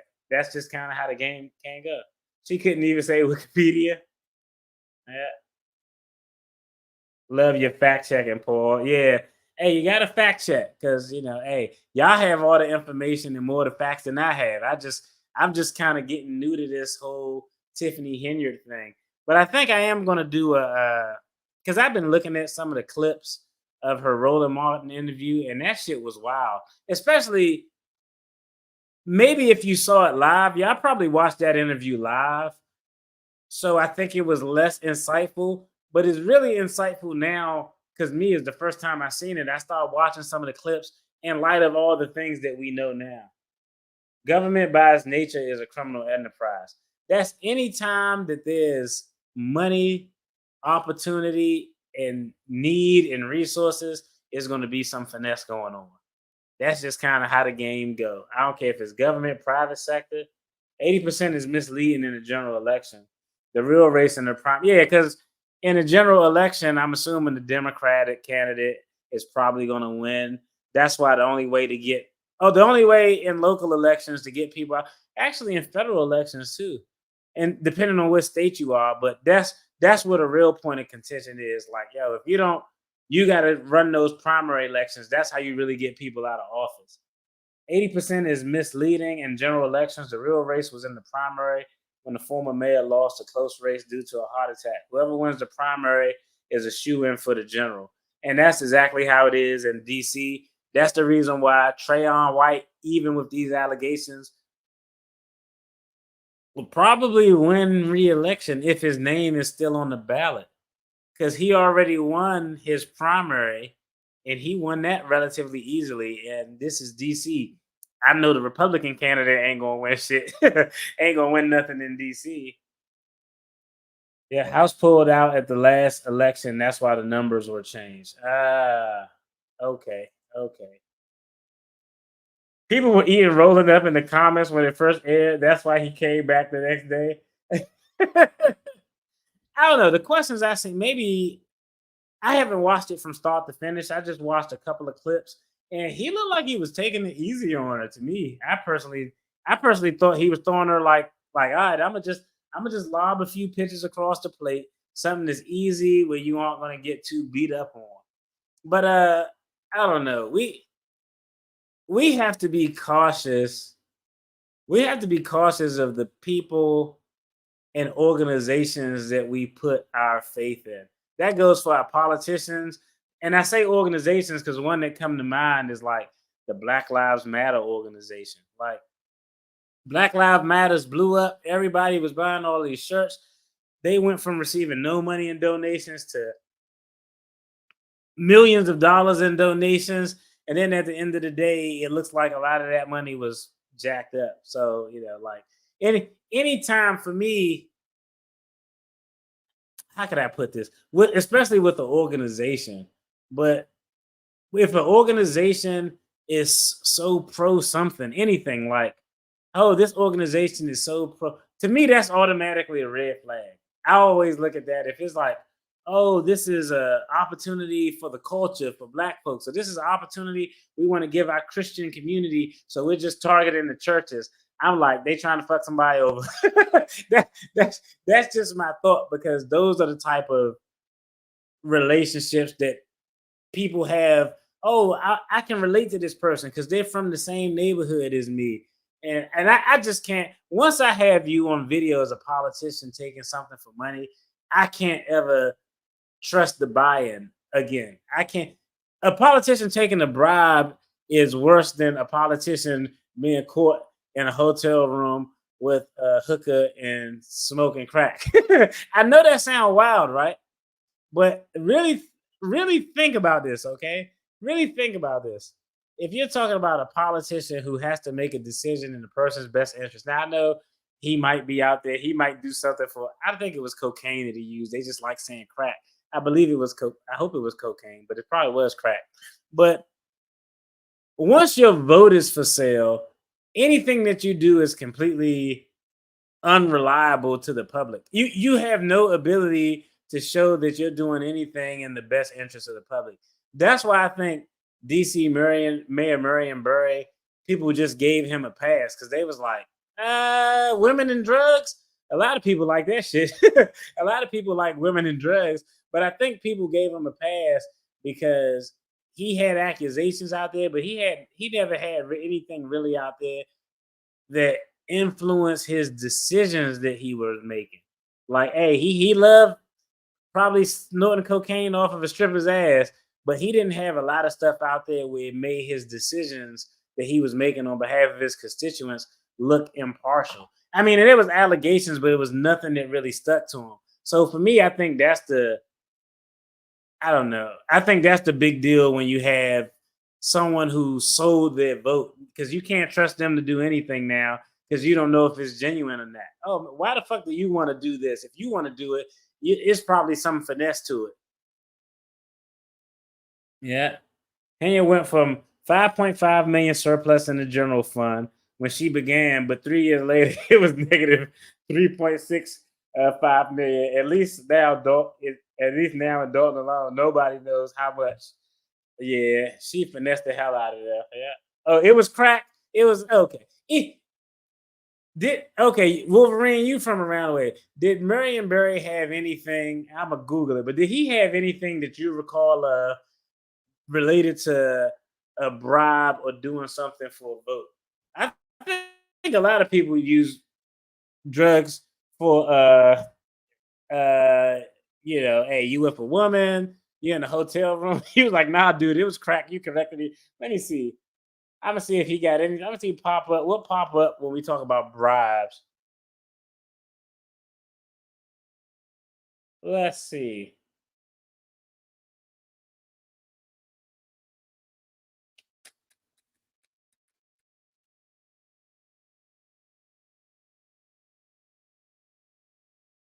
No, I'm looking at it. I'm looking online to see if we can find.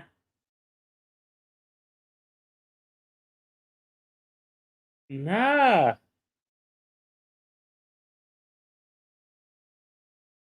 Hey, shout out to Marion Barry. Rest in peace. Shout out. He was like, nah, bro, it was crack. Yeah, I'm looking on here like he loves crack and women, but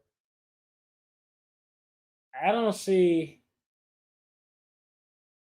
And this is a long. This thing I'm looking at is long.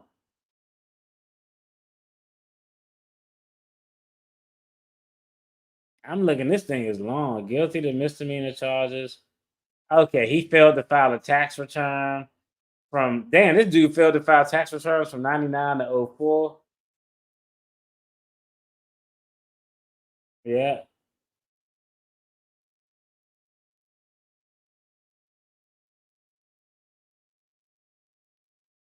Okay. Uh, okay. He got a few things in here that look sketch. Marion Barry. Okay. All right. All right. All right. But for me, once a politician sells their vote and it's proven that they sold their vote, can't be trusted no matter what. So I looked in here. Always, Marion Barry always had a drug thing going on. He always liked the women. Okay, I feel like that's like a big majority of guys who like drugs and women. It says he had a failure to file tax returns that he pled guilty to. It says that he stirred a contract to his girlfriend, to a former girlfriend, and he got censured. And he got censured for he might have been on the bribery side of the game, but it got to be substantiated. If you're accused of it or if it's on video, I'm gonna believe it before you found guilty. If it's on video and I can see you doing it, I'm probably gonna just believe that you did it even before the trial. Okay, but yeah, so he stirred a contract to a former girlfriend, and it said he received a censure for taking a gift from a city contractor in 2013. So he probably had a little pay for play action going on. I'm sure she is on something. Bankrupt in Thornton Township. Yeah. He went to jail for a while, didn't he? Yeah, but that was for the drug stuff, man. I didn't see anything. I was just looking at the summary. I didn't see anything where he was expressly like, you did this in exchange for this. Now, he did give his former girlfriend a contract that she probably didn't deserve. Even that isn't like, I don't want you steering a government contract somewhere, but I would have two questions. Did you give the contract to somebody who could actually do the fucking job? That's point number one. And did you get something back for it? That's why I think he got censured. If you give a government contract to somebody you probably shouldn't do that. But the number one question is going to be, did you get a kickback? If you got a kickback, you're going to be screwed because your ass is going to jail. And if you didn't get a kickback, the person you gave the contract to, did they actually have the skill set to do the fucking job? If they had the skill set to do the job, it's going to be less of an issue. Yeah, it's going to be less of an issue. Yeah. Yeah. What's going on, Lisa Lee? Appreciate you tuning in. Yeah. Yeah, cocaine charges. Like I said, I didn't see anything where his vote was for sale. That's the number one thing for a politician. Like that's the number one thing. Like the funniest joke I ever heard. I can't remember who said the joke, but they was like, this dude became mayor after he got arrested and served time for possession of crack. And they was like, who the fuck was he running against? The dude who lost to Marion Barry after he had a crack conviction is wild. I don't even know who it is. I never looked him up, but he probably was the worst politician in the world. But yeah, I don't know. I think for a politician, the only thing you got is to make sure your vote is whatever you vote on is impartial only to you because you think it's in the best interest of your constituents. Once you lose that, because that's your one fucking job. You got one fucking job as a politician. Do what's in the best interest of these people right here. That's the only job. You don't got to do. It's not fucking rocket science. You got one job. Whatever it is that I'm voting on, I got to evaluate it, talk to these people, have town hall meetings, see what they want, explain it to them, have my staff put on forums where they break down these laws and these proposed legislations where people can palate it and make it digestible so they can know what's going on. And I want to do what that's the only fucking job you got to do. So as long as your vote maintains its integrity, you cool. So if you like knocking up strippers or smoking crack or doing something else, to me, that's still wild to vote for somebody who was on crack. I couldn't vote at that time. I was a baby, but still, that's still wild to vote. It's still kind of wild to vote for somebody who got caught using crack. But I can kind of understand because his track record for voting was one thing that always was consistent with helping people in the community. That's why people loved him. They was like, yeah, he used crack, man, but he sure did give us some jobs. He sure did help the economy. He sure did do something that lowered crime. So yeah, he served 6 months for that. It was a whole thing, and he was talking about how that bitch set him up and the whole thing. Let's see. In my opinion, Tiffany was getting cut out of every check that was wrote, even the employee's check. Yeah, that's common. That's an actual. Let me see. I'm gonna show y'all. It was two. Yeah, he was a functioning crack addict, which is wild because crack isn't a drug that allows you to function. Let me see. I think they were district attorneys.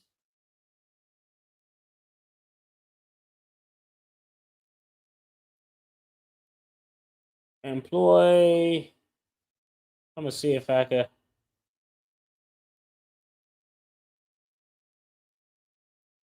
Yeah, this is an old story. This from back when I was.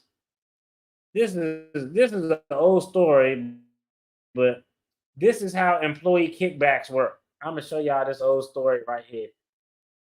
Let me see if I can get it on the screen. This is how employee kickback work. These guys are two district attorneys too. So they know the fucking law. These two guys knew the fucking law. They were elected officials as district attorneys in counties in North Carolina. Let me see if I can pull this up. But this is how you finesse a paycheck from an employee. It says 2 former district attorneys have been indicted in a wife swapping case. And I know y'all like, wife swap? What the fuck is that?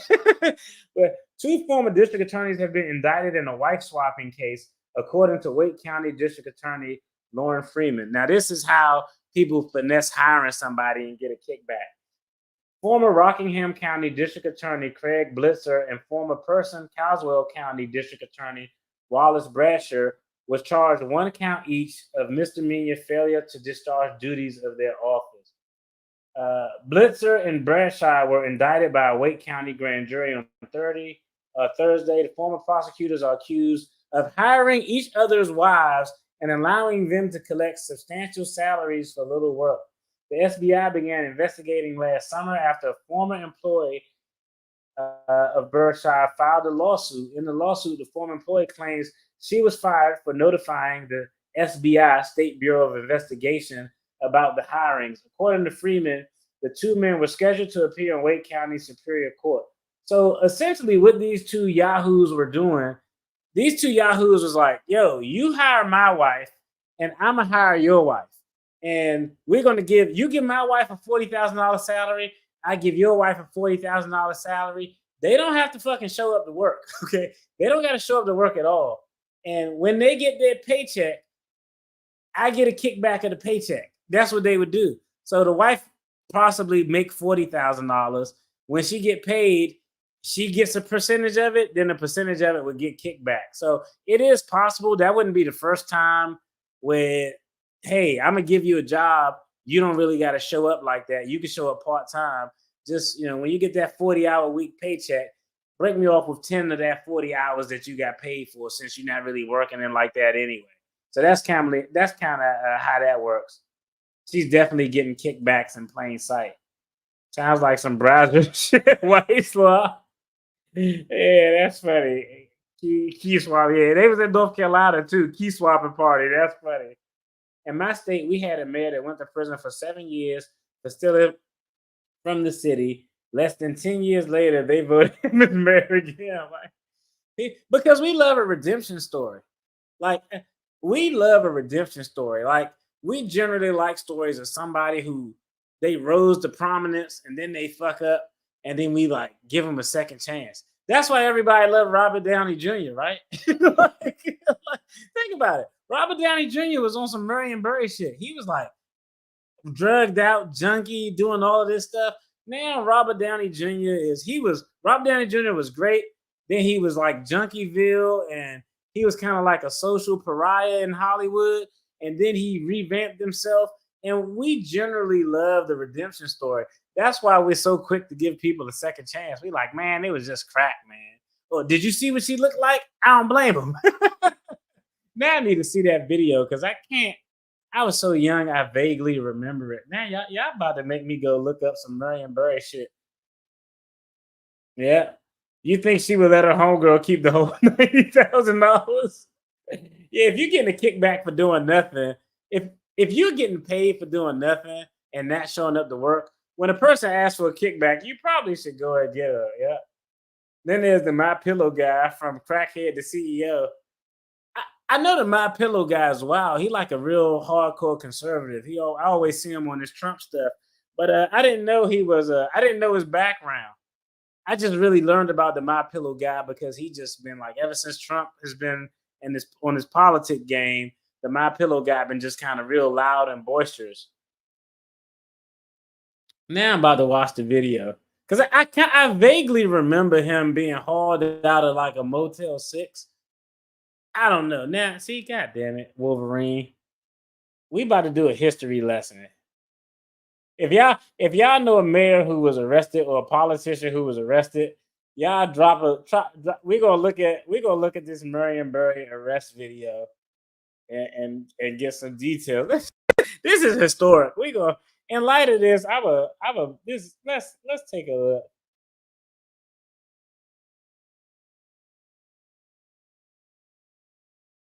Let's see. Let's take a look. This is a throwback video. Top news. Let's see. I want to find a good video. If unpaid parking tickets, I remember that. Set at Washington in the 90s. Is this we're gonna go to good old PBS. I want to see if they're gonna. I don't know if they're gonna show it though. Oh no, they show a hotel room, the camera and shit. Okay, hold up. Nah, we about to watch this. Nah, we about to watch this, man. That's funny. I wish I had a tree service card. They could throw a towel shit. I would be a millionaire. Yeah. Run up the bag with them contracts. I don't think the MyPillow guy ever stopped. he's just a drug addict. Yeah, the MyPillow guy is wild. I remember when that shit was on the news, and that's what I'm saying. We was like mad little. See, I live in the state of Illinois. There's been several politicians arrested in my lifetime. Pillow guy has a book too. George Santos takes the cake, but Justice Carter, yeah, he was just a habitual liar. Let me see. We about to do a deep dive in the historic. We're gonna do a historic video here for old time's sake.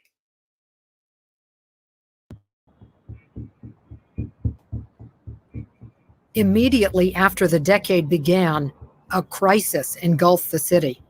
Mayor Barry has been arrested on drug charges. Mayor Barry was arrested last night at the Vista Hotel in downtown Washington. Mr. Mayor, you put your hands on the wall. Please put your hands on the wall. I think everyone was taken aback by the arrest. We knew he had problems. We knew he wasn't as focused, but I think no one anticipated that. Yeah, they got a lot of video footage. A shock. Oh shit! Obviously, a tough moment for him. Pat Lawson Muse, I know her. But it was a tough time for the nation's capital. Later at trial, video would emerge of the FBI sting operation at the Vista. And of course, it was an unbelievable scene. The mayor there taking puffs off of a... All right, you was right, Wolverine. That's definitely a crack pipe. I try to give him the benefit because I was little. I don't know. That was what, the 80s or something. I tried to give him the benefit of the doubt. Was like, I hope it was cocaine. Like, nah, that was definitely a Pookie off of New Jack City crack pipe. It was no doubt about it. Yeah. Damn, these fucking politicians is wild. He didn't even have time for gold bars. Patrick Cannon. Now we gonna have to look at a few. Pipe in a hotel. This might be the worst though, because it is a crack pipe. Oh man. Yeah, that might be the worst. Crack is wild, bro. Yeah. Crack is like, that's crazy. Taking puffs off of a crack pipe in a hotel. God damn, they deep as shit. This goddamn bitch set me up like this. Set me up. Ain't got a bitch. Oh man, this is wild. Shout out to Marion Barry with the job program for the youth. We got damn, they ran in there deep. That was old school. This picture grainy as fuck. Oh man, this might be. Oh yeah, Rob Blagojevich tried to sell that damn seat. That shit was crazy. Yeah, Rob Blagojevich. Yeah, that was fucking wild. He tried to sell a goddamn Senate seat. He should have said it wasn't me. That's funny. Oh, they ran in there deep. We gotta let this play. This is a throwback. This goddamn bitch set me up like this. Set me up. Ain't got a bitch. The arrest and Barry's reaction etched a lasting mark on the public's imagination. You know, ladies and gentlemen. Oh yeah, I was a little. That camera date said 1990. You can say what you want about Washington D.C. Mayor Marion Barry, but I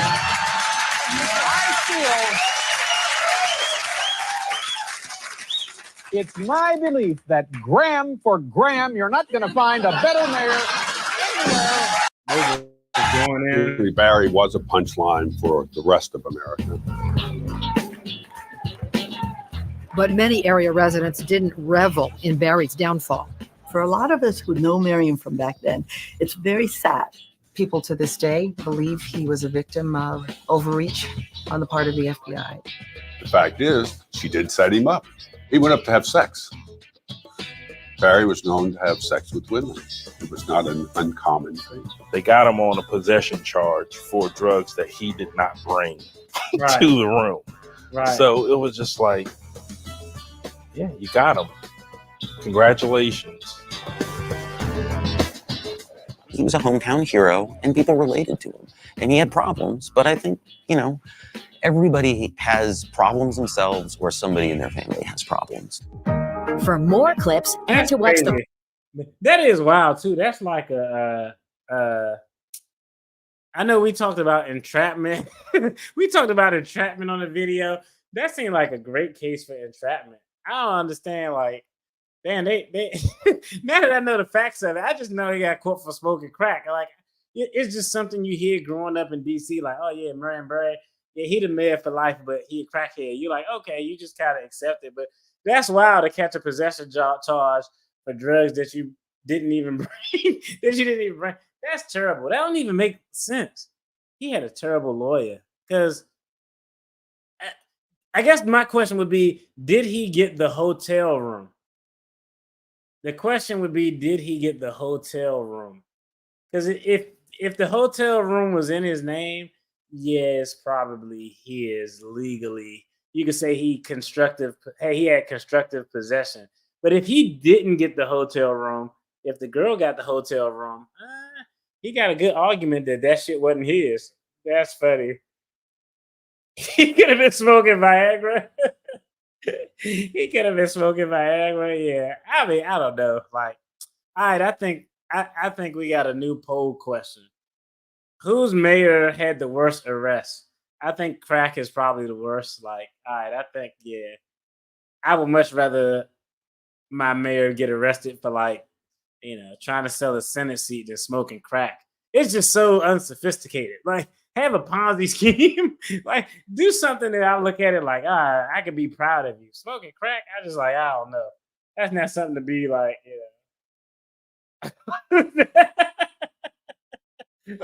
What's that, Hunter Biden? That's funny, man. Man, that wasn't his first time. Hell nah.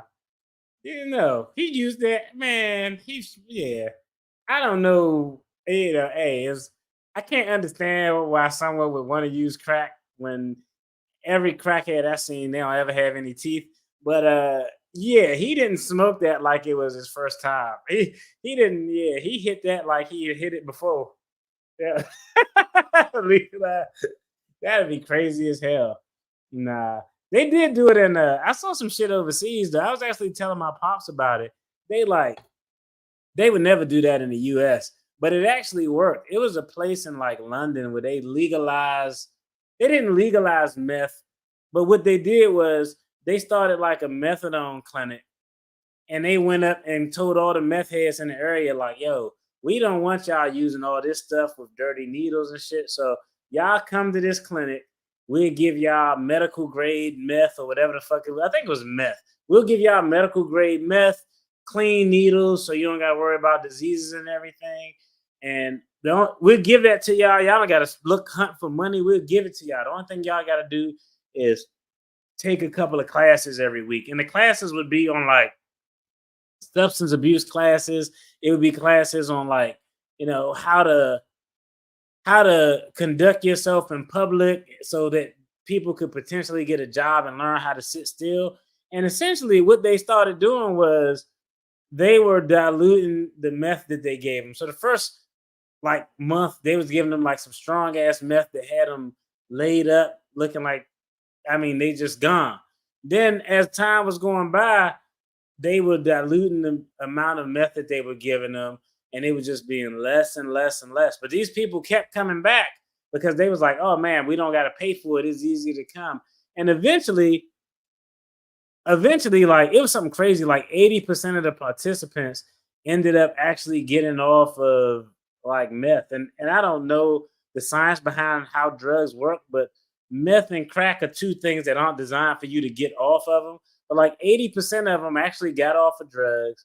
They obtained jobs from taking classes in that program.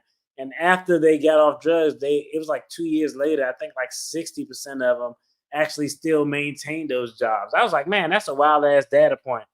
But definitely not on the free legalized crack side of the game. That's why Trump Jr. was waiting for in the car. I ain't gonna say all wealthy people, but like most professionals, like attorneys have like one of the highest substance abuse rates of any profession. I was talking about this with one of my homegirls. Every year on the list for like depression and substance abuse, attorneys are always like top 5. Airline pilots are always on the list. Medical professionals, I guess it's jobs with like that are real stressful with a lot of pressure. They always on those types of lists. Stress reliever, see? That's funny. Australia has legal injecting rooms with support services. I know, like, it got to be better than what the fuck we doing now, right? Because that shit don't work. It got to be better. But they did it. I don't know if it might have been a report I was reading in Australia or Austria, but it was somewhere I was reading overseas where they set up like this meth clinic, and over like a 9 to 12 month period, 60% of the people had jobs and were off. Cause CNN call and tell us at 6 a.m. when that shit is gonna be breaking news when it happens. Oregon is recriminalizing possession of meth. Wait, what? They decriminalized the possession of meth? Like, that's kind of wild. To meth, like, nah. Meth is crazy. Decriminalizing meth, yeah, that's fucking batshit crazy. That's like a real drug. It was actually. That's crazy to decriminalize meth, amphetamines. That's fucking crazy. All those politicians, they must all be meth addicts. I can't see why anybody who's a non-meth addict, I agree. Like, I can't see why anybody who is only a meth addict would agree to do that shit.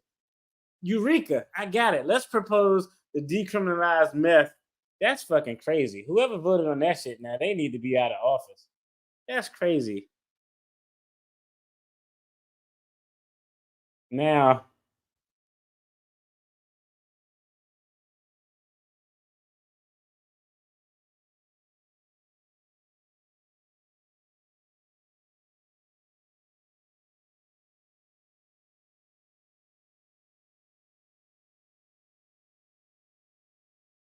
no, there you go. My mic went out a little bit.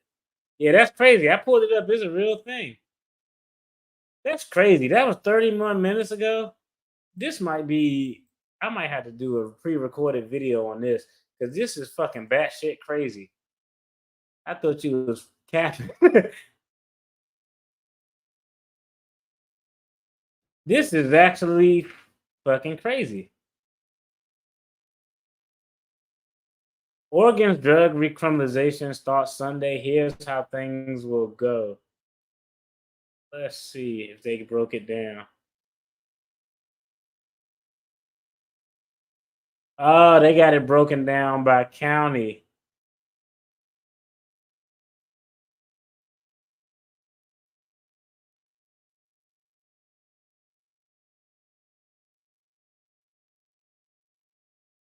Days, drug possession becomes a crime again in Oregon, and talks are ongoing. In 2 days, drug possession becomes a crime again in Oregon, and talks are ongoing as to how that will be enforced in downtown Portland. I've been in a lot of meetings, folks, so I'm trying to give you the best of my knowledge. Starting Sunday, if police catch someone in possession of hard drugs, they'll put them in handcuffs and check to see if they have any outstanding warrants or immediate medical issues. If they don't, they'll be offered what's called deflection, the option of treatment over jail. And right now, because there is not a location to take people to, we'll get on the phone and we'll call the deflection coordinator. That's when the team at 4D Recovery comes in. They're going to call us and we're going to send over a person in recovery, a peer, somebody like me, to try to talk to the person about, entering treatment, quitting using drugs, starting the road to recovery. They will have 3 to 5 peers doing this across Multnomah County. Portland police will wait 30 minutes for them to show up. We're not able to just wait around. So we'll get there as quick as we can in this immediate iteration. From there, police will leave, and the person using drugs will have 30 days to engage in recovery services. If caught again within the next 30 days, they'll go straight to jail. Police will rely on the county to keep track. But somewhere in here, common sense has to prevail, right? If it's, every 2, 3, 4 days, we're contacting the same person over the course of a 30-day period, then, my direction is going to be that we need to take that person to jail. Obviously, if I had to choose, I think it's good. If that's what we get, that they're doing treatment over jail, we'll take what we can get. Due to short staffing, that choice is only available to people Monday through Friday from 8 a.m. to 8 p.m. Outside those hours, people face a citation or jail. I didn't realize addiction followed those hours. I don't know. There is certainly a lack of equity in that. But I would argue that it's not necessarily uncommon. I'm not saying it's right. This is going to be a work in progress. This takes off on Sunday, and it's going to be a work in progress. Now, due to this work in progress, the chief is expecting to make changes to how they respond to this as soon as next week. Pat? And Blair, I get that it won't be an overnight fix, but what about people calling in from the community? Can people expect to get a police response if they call 911 or non-emergency to complain about public drug use that they see? So the short answer is yes, when resources are available. I mean, just because the law changes on Sunday doesn't mean Portland police will have some team dedicated to finding people using and possessing hard drugs. The closest thing they have to that would be, say, the downtown bike squad. But even then, they have other police work that needs to be done. Yeah, that's I don't know how that's gonna work. I don't know how that's gonna work.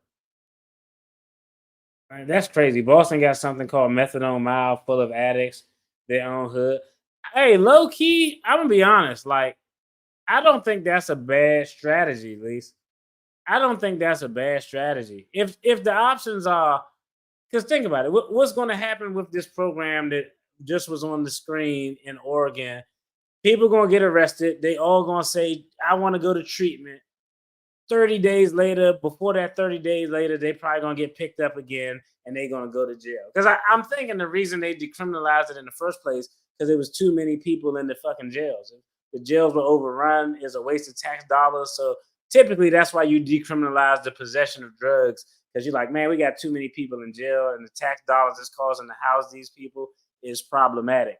So I think that's a viable idea. I know people don't agree with it, but like, yo, push all that shit to a certain sector and leave it alone. Like, all right, I'm gonna push everything here, and if y'all come outside of this area, hey, we gonna enforce the law as soon as y'all cross this goddamn street. Who pays the tab on that? The government. And then you get into, but this is how you get into an opportunity for people to scam, because the cops said we got to get there and wait for somebody to come. And who they waiting for somebody to come? They waiting for Joe Civilian, who probably got a contract with the city to come out and provide some type of mental health treatment or something like that. And then you have no more Summer of Joy. It's going to be a Summer of Joy.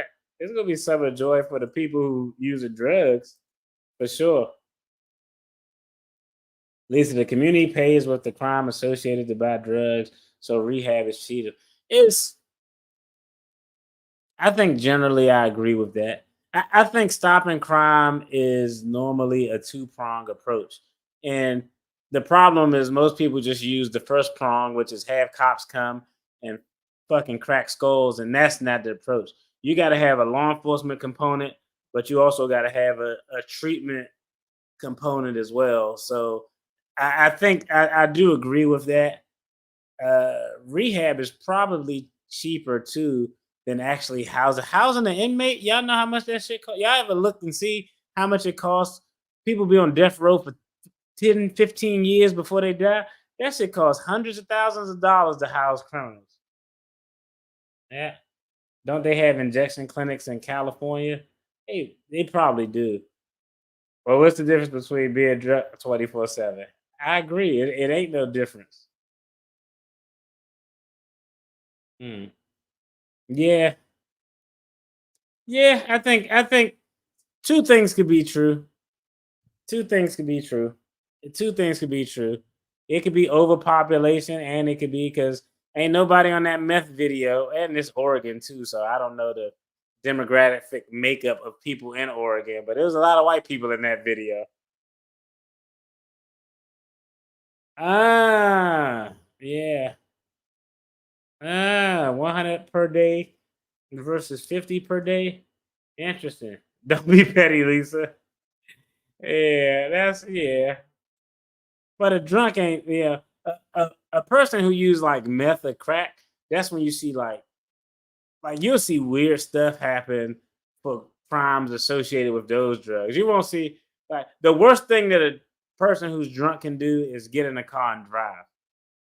Outside of that, you ain't gonna see like a drunk person going in the convenience store and robbing everybody there to get money to go buy booze. Nah, I don't think, I've never seen anything like that. Yeah, keep your hands to yourself. If people want to die on drugs, unless it's your own brother, let them be. So let me ask, would y'all, if y'all had a alley behind y'all house, right? Let's say y'all got an alley behind y'all house, and y'all hear somebody just wilding out, and you turn and look back, and there's somebody back there tweaking. Now they clearly are off some shit that just got them off their rocker. Are you calling the police 911 to come and send an ambulance out there to deal with them? Or are you just gonna leave it alone? What do y'all do? I want to know what y'all would do before I tell y'all what I did. you got an alley behind your house and you see somebody out there tweaking it. You're like, bro, what is this? Who's out there screaming crazy this time of day? And you look out there and you see somebody tweaking. They clearly off some good stuff. Are you going to let them go through their tweak out and leave them alone? Or are you going to call 911 to come get her? I would leave them alone.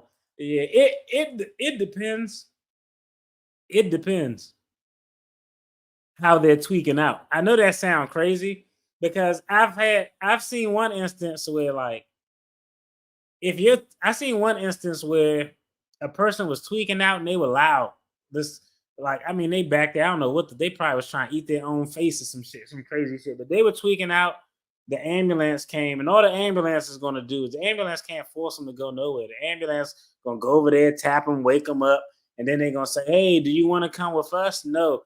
And all they do is push the person up and down the street in front of different people. Like, they can't force the person to go with them. So I guess the answer is it depends. The answer is if they tweaking out and they tweaking out quietly, not bothering nobody, hey, y'all do what y'all need to do. Go ahead, tweak out. But if you tweaking out loud and you annoying me, I'm going to call somebody. I don't want to hear you fucking screaming at 2 a.m. All right? But if you tweaking out at 2 a.m, but you quietly tweaking out, I would probably leave you to your own devices because you chose to be in that situation. That's generally how it go. But, sometimes it's not even worth calling because they can't take them anywhere. All they'll do is push him off the corner or push him up the block or down this block. Yeah. Drunk can't stay between the lines. Drug addicts can't stop doing lines or see imaginary lines. That's true. Yeah, tweaking with a gun. Okay, I'm gonna give y'all a good question right here. Depends on if there's damage. That's fair. Call the cops if they aren't trying to get into the house. Yeah, if they're minding their own business, just let them be. Now, what about? All right, this is an interesting question. Do you all intervene? What level? Generally, don't intervene in third-party situations. I tell people that all the time. Sometimes the best thing you could do is, call 911 and be a good, like, hey, there's some crazy shit going on over here, but I'm going home. I just wanted to let y'all know. But if y'all saw a domestic situation, right? You saw a guy abusing a woman, and you park and you go into your car. They nowhere near your car, but you can see them directly across the street from you. Are you saying anything? Are you intervening? Are you calling the cops? Are you not calling the cops? What are you going to do? That's a real question because that has dire consequences. I know 1, 2, 3. I know 3 people, all in my family, who all died intervening in third-party situations. 3 people. I know 3 people who all passed away intervening in somebody's situation. I agree with that one. If it's a child, yeah, that's wild. A child, nah. A child, yeah. Yeah, nah. Child calling the cops, depending on how bad it is, that's a situation where I actually might physically intervene if it's a child. I called the cops since she wanted to beat my ass. I've seen that. I've seen a guy try to intervene in a domestic situation, and the guy and the woman jump him and whip his ass. You should have mind your business. But I had 1, 2, 3 family members, one relatively recent, like maybe 3 weeks ago, 3 family members who tried to intervene in a domestic situation, and that situation ultimately led to them not being here. So I tell people, generally, yell, you just gonna yell, I'm calling the cops. Generally, leave that shit alone, call the cops, give them the address, and go about your fucking business and mind your business. That's what I think is the best approach. A lot of people always say, like, nah, I'm a man and I don't want to see a guy beating on a woman. Like, all right, I know 3 people in my family who aren't here to this day because they tried to do the right thing. Fuck all that. Like, nah, sometimes you just got to mind your own business, be a good witness. That's just kind of my approach. Call it the sucker approach, but nah, I'm not jumping in nobody's business. And the other thing too is, it's like with let's say you're a Second Amendment person and you have a license to carry your firearm, right? If you walk in and you see 2 people having you walk in and there's a firearm battle going on, and you just walk in the middle of it and you take out the person who you think is the bad guy. If that person actually ends up not being the bad guy in that situation, you actually have some liability there because you intervened and stepped into a third party situation. So I generally across the board, like, yo, if somebody, it would behoove you to mind your business and avoid third party situations, especially when it comes to domestic situations. Yep, just be a good eyewitness. Just call, be like, hey, they wilding out here. Y'all should come. Dude got on a blue shirt. All right, I'll holler at y'all later. Because it's not worth it, man. It's not worth it. You don't know what people have going on with their crazy situations. And the last thing I want to do is get my ass whipped by a couple. That's the last thing I want to do is get my ass whipped by a couple because I'm trying to save you. Like, nah, if I known I was going to get jumped by both of y'all, I should have just let you get your ass whipped. So definitely avoid intervening in third party situations at all costs. I just think as legal advice, as a matter of you don't know what anybody got in their purse, don't do it. Like I said, a cousin, my brother, and an uncle, 3 people who tried to intervene with someone that they knew and break up something, and it led to a shootout or them not being here. So definitely avoid that shit if you can. I think it's not worth it. Yeah, always. Yeah, I agree with that too. Anytime interaction come, ask the cop if he has any more drugs on their person. They take their hands out of their pocket. Yeah. Oh, I appreciate that, bro. I appreciate it. Yeah, yeah. That's why I tell people all the time. I was thinking about. I think always record. Anytime you pulled over, record. A lot of people got the car dashes. If you got like the car dash cams where they can record interactions, but yeah, record any interaction with law enforcement. I appreciate that. I appreciate that. Thank you. But record any interaction with law enforcement. That was actually one of the reasons I got these silly glasses that look kind of spaced out. But I thought about it. I said, man, these glasses are actually pretty convenient to have. Like, think about it. If you have an interaction with law enforcement or you're walking and somebody approaches you, you can quickly hit a button and start recording, and it'll record the 3 minutes. Even if they take the damn glasses and throw them across the street and break them, the damn video and audio is already in the cloud, so you already got the footage to pull out later. So, like, there is some advantage to recording all interactions because some cops get like the cams that they got. You can cut those on and off.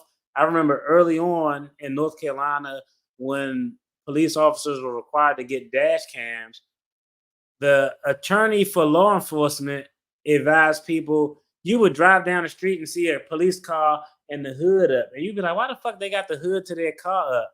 Well, counsel for the law enforcement, police department, sheriff office, they were advising law enforcement how they can get around the dash cam. And that's what they would do.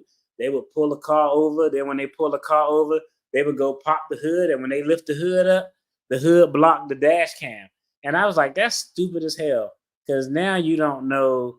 Now that you purposely blocking the camera, it looks as if you're doing something shady. So if I were getting arrested and you had the hood up and I known that, I would be like, man, he whooped my ass. He did that to block the camera so y'all couldn't see him whooping my ass. But generally, it's always good to record everything and mind your fucking business.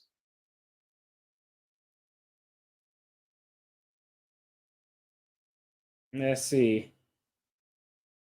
On YouTube, Eddie Craig transportation script. I never considered the real risk of harm of being a good Samaritan. Yeah, you could be, being a good Samaritan, even if you like going to law school made me not help people because, like, if let's say some old ass lady like had a heart attack or something, and you try to give her CPR, if you crush her goddamn ribs, man, she could sue you. So like I tell you, like once I went to law school, I'd be like, man, I hope no old ass people fall out around me, because I'm gonna be standing like, are you okay, ma'am? I'm not gonna intervene because you got some legal liability there, and it's not worth it. Yeah, I learned self-defense because everyone came outside to they came outside to watch. Like, it's weird. Like, y'all don't remember the story on the subway, on the New York subway? This was how I know people worthless. Like, it's certain shit. Like, okay, once I remember shit go down in the alley behind my house sometimes. But I remember once it was an alley outside behind the house. It was a guy and a girl, and they were getting at it. And I was like, yo, y'all cut that fucking shit out. Man, I was like, cut that boot. I told them to cut that shit out because they was on my fence. I was like, hey, what the fuck y'all doing, man? Kill that shit somewhere else. I don't want to see that shit. And I wasn't trying to be a good Samaritan, but I was like, nah, I don't want y'all. Don't be fucking up each other on my fence and shit. Y'all trying to damage my damn property. But it was a case. I can't remember when it was. And I know I'm not making this up, but it was a lady who got, I think she got, I'm gonna say, graped on the subway station, on the subway train, and nobody did nothing. On the subway, that's fucking wild. It's some shit like, generally I'm gonna avoid intervening, okay? But it's some shit, if it's some stuff with a child, somebody actually getting like sexually assaulted on the train, nobody on the train did anything. They all just sat there and was like, I refuse to do anything. Yeah. I bought my house from a tweaker. It was sentenced to prison for taking the gun from my neighbor, cops. Oh yeah.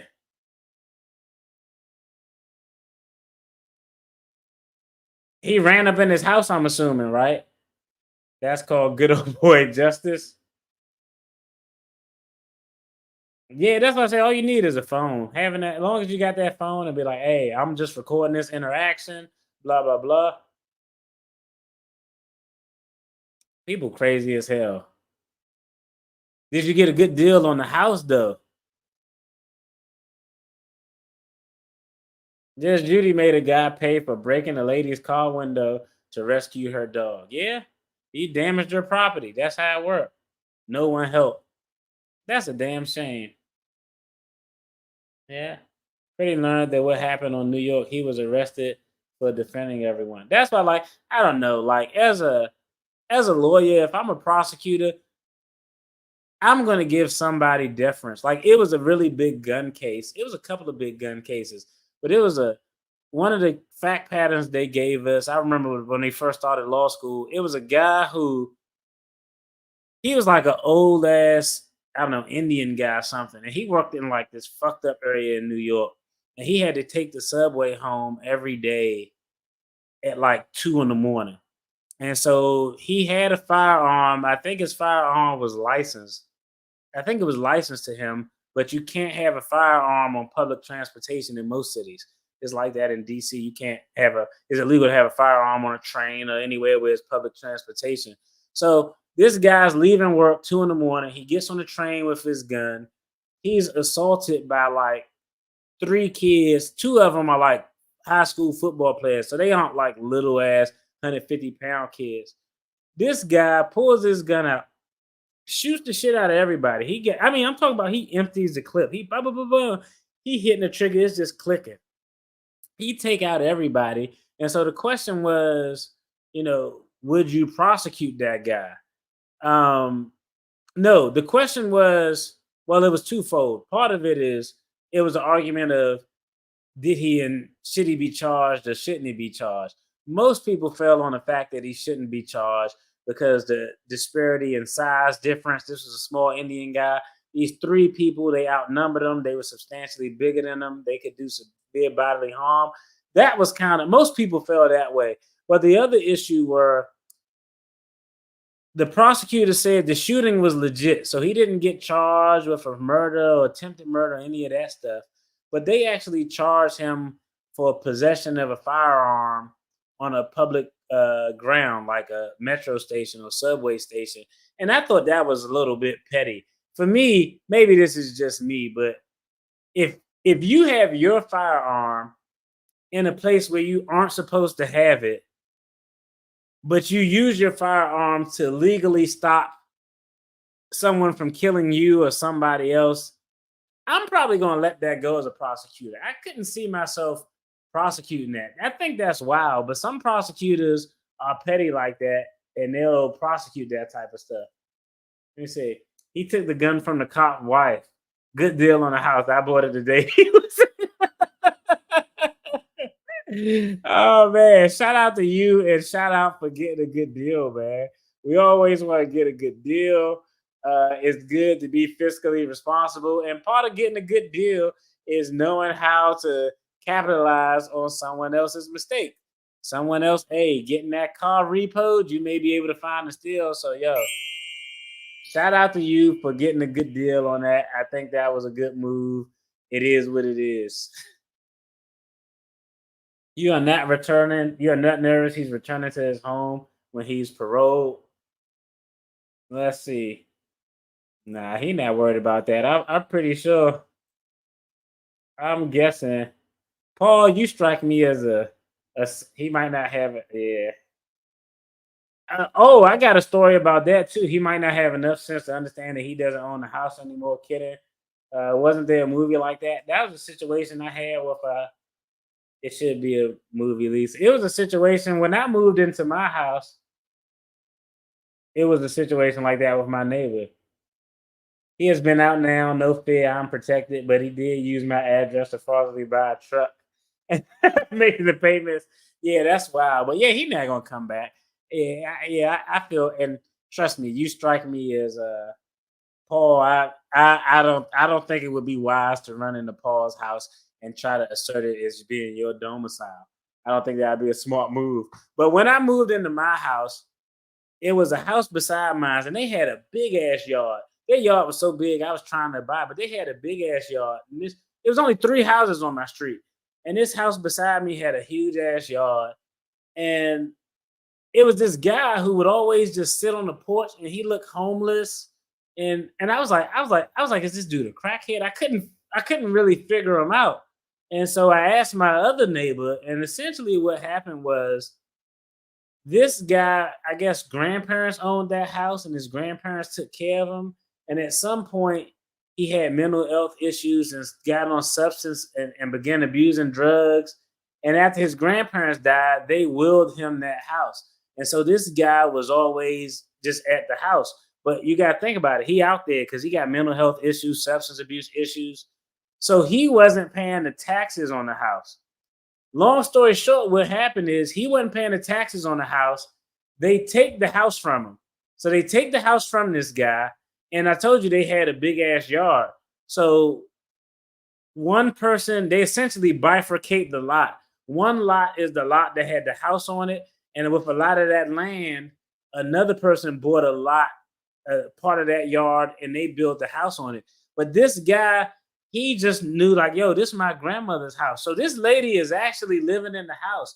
And this guy would like, even when they were fixing the house up before they moved in, he would break in the house and they would find him in the house. Or the lady moved in and this guy would just try to come in the house because he had no clue that it wasn't his house. Like it got to the point where she had to like, literally like, I don't know if the guy would get arrested a couple of times, but this dude was literally trying to break into her house because all he knew was, nah, that's my grandmother's house.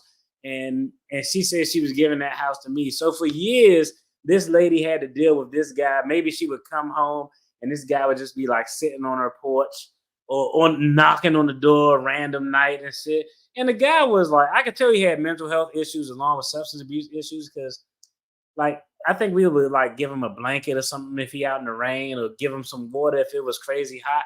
The only reason he stopped coming to her house is because he passed away. But that's a real thing, having a situation like that and people so tweaked out that they just keep coming back to your house. Yeah, your aunt had the same situation. Yeah. The police would remove this guy and he would get like locked up for trespassing, but trespassing, he gonna stay in jail for like 3 or 4 days. And he would come back out and be right on their porch. And I was like, that's crazy. I was like, that's crazy. Cause I don't know, like it ended up working out for her, but I wouldn't have the patience. Like I wouldn't have the patience. Hey, you in DC, man? There's drug addicts everywhere. What are you talking about? It's like you can see an Asian person walking their dog. You can see an Asian person walking their dog with their baby, a white guy biking, and a black guy jogging down the street, and you may get one stroller out rolling out here. That's just kind of how it is.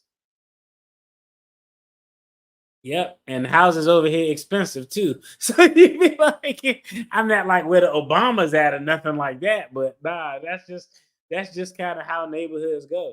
Because it's weird. Like what ruins most neighborhoods, y'all correct me if I'm wrong, is never the people in the home, because the homeowners are cool. All the homeowners I know, all of my neighbors I know, but it may be like apartment complex or something, and you may have a couple of knuckleheads who are in the apartment complex. Or it could be a situation where it was one situation where one house in the community, it was a big ass house too. You know, a house got to be big, but one house in the community actually had a contract where they provided housing for veterans. So you got veterans in that house. And luckily, you know, I'm a veteran, so I talk to them and I'm cool with them. But if you saw them walking out in the street, you would be like, man, what the fuck is wrong with this guy walking and talking to himself looking crazy? And it wasn't until I had a conversation with him and he was like, oh, he a veteran? And I was like, oh, I'm a veteran.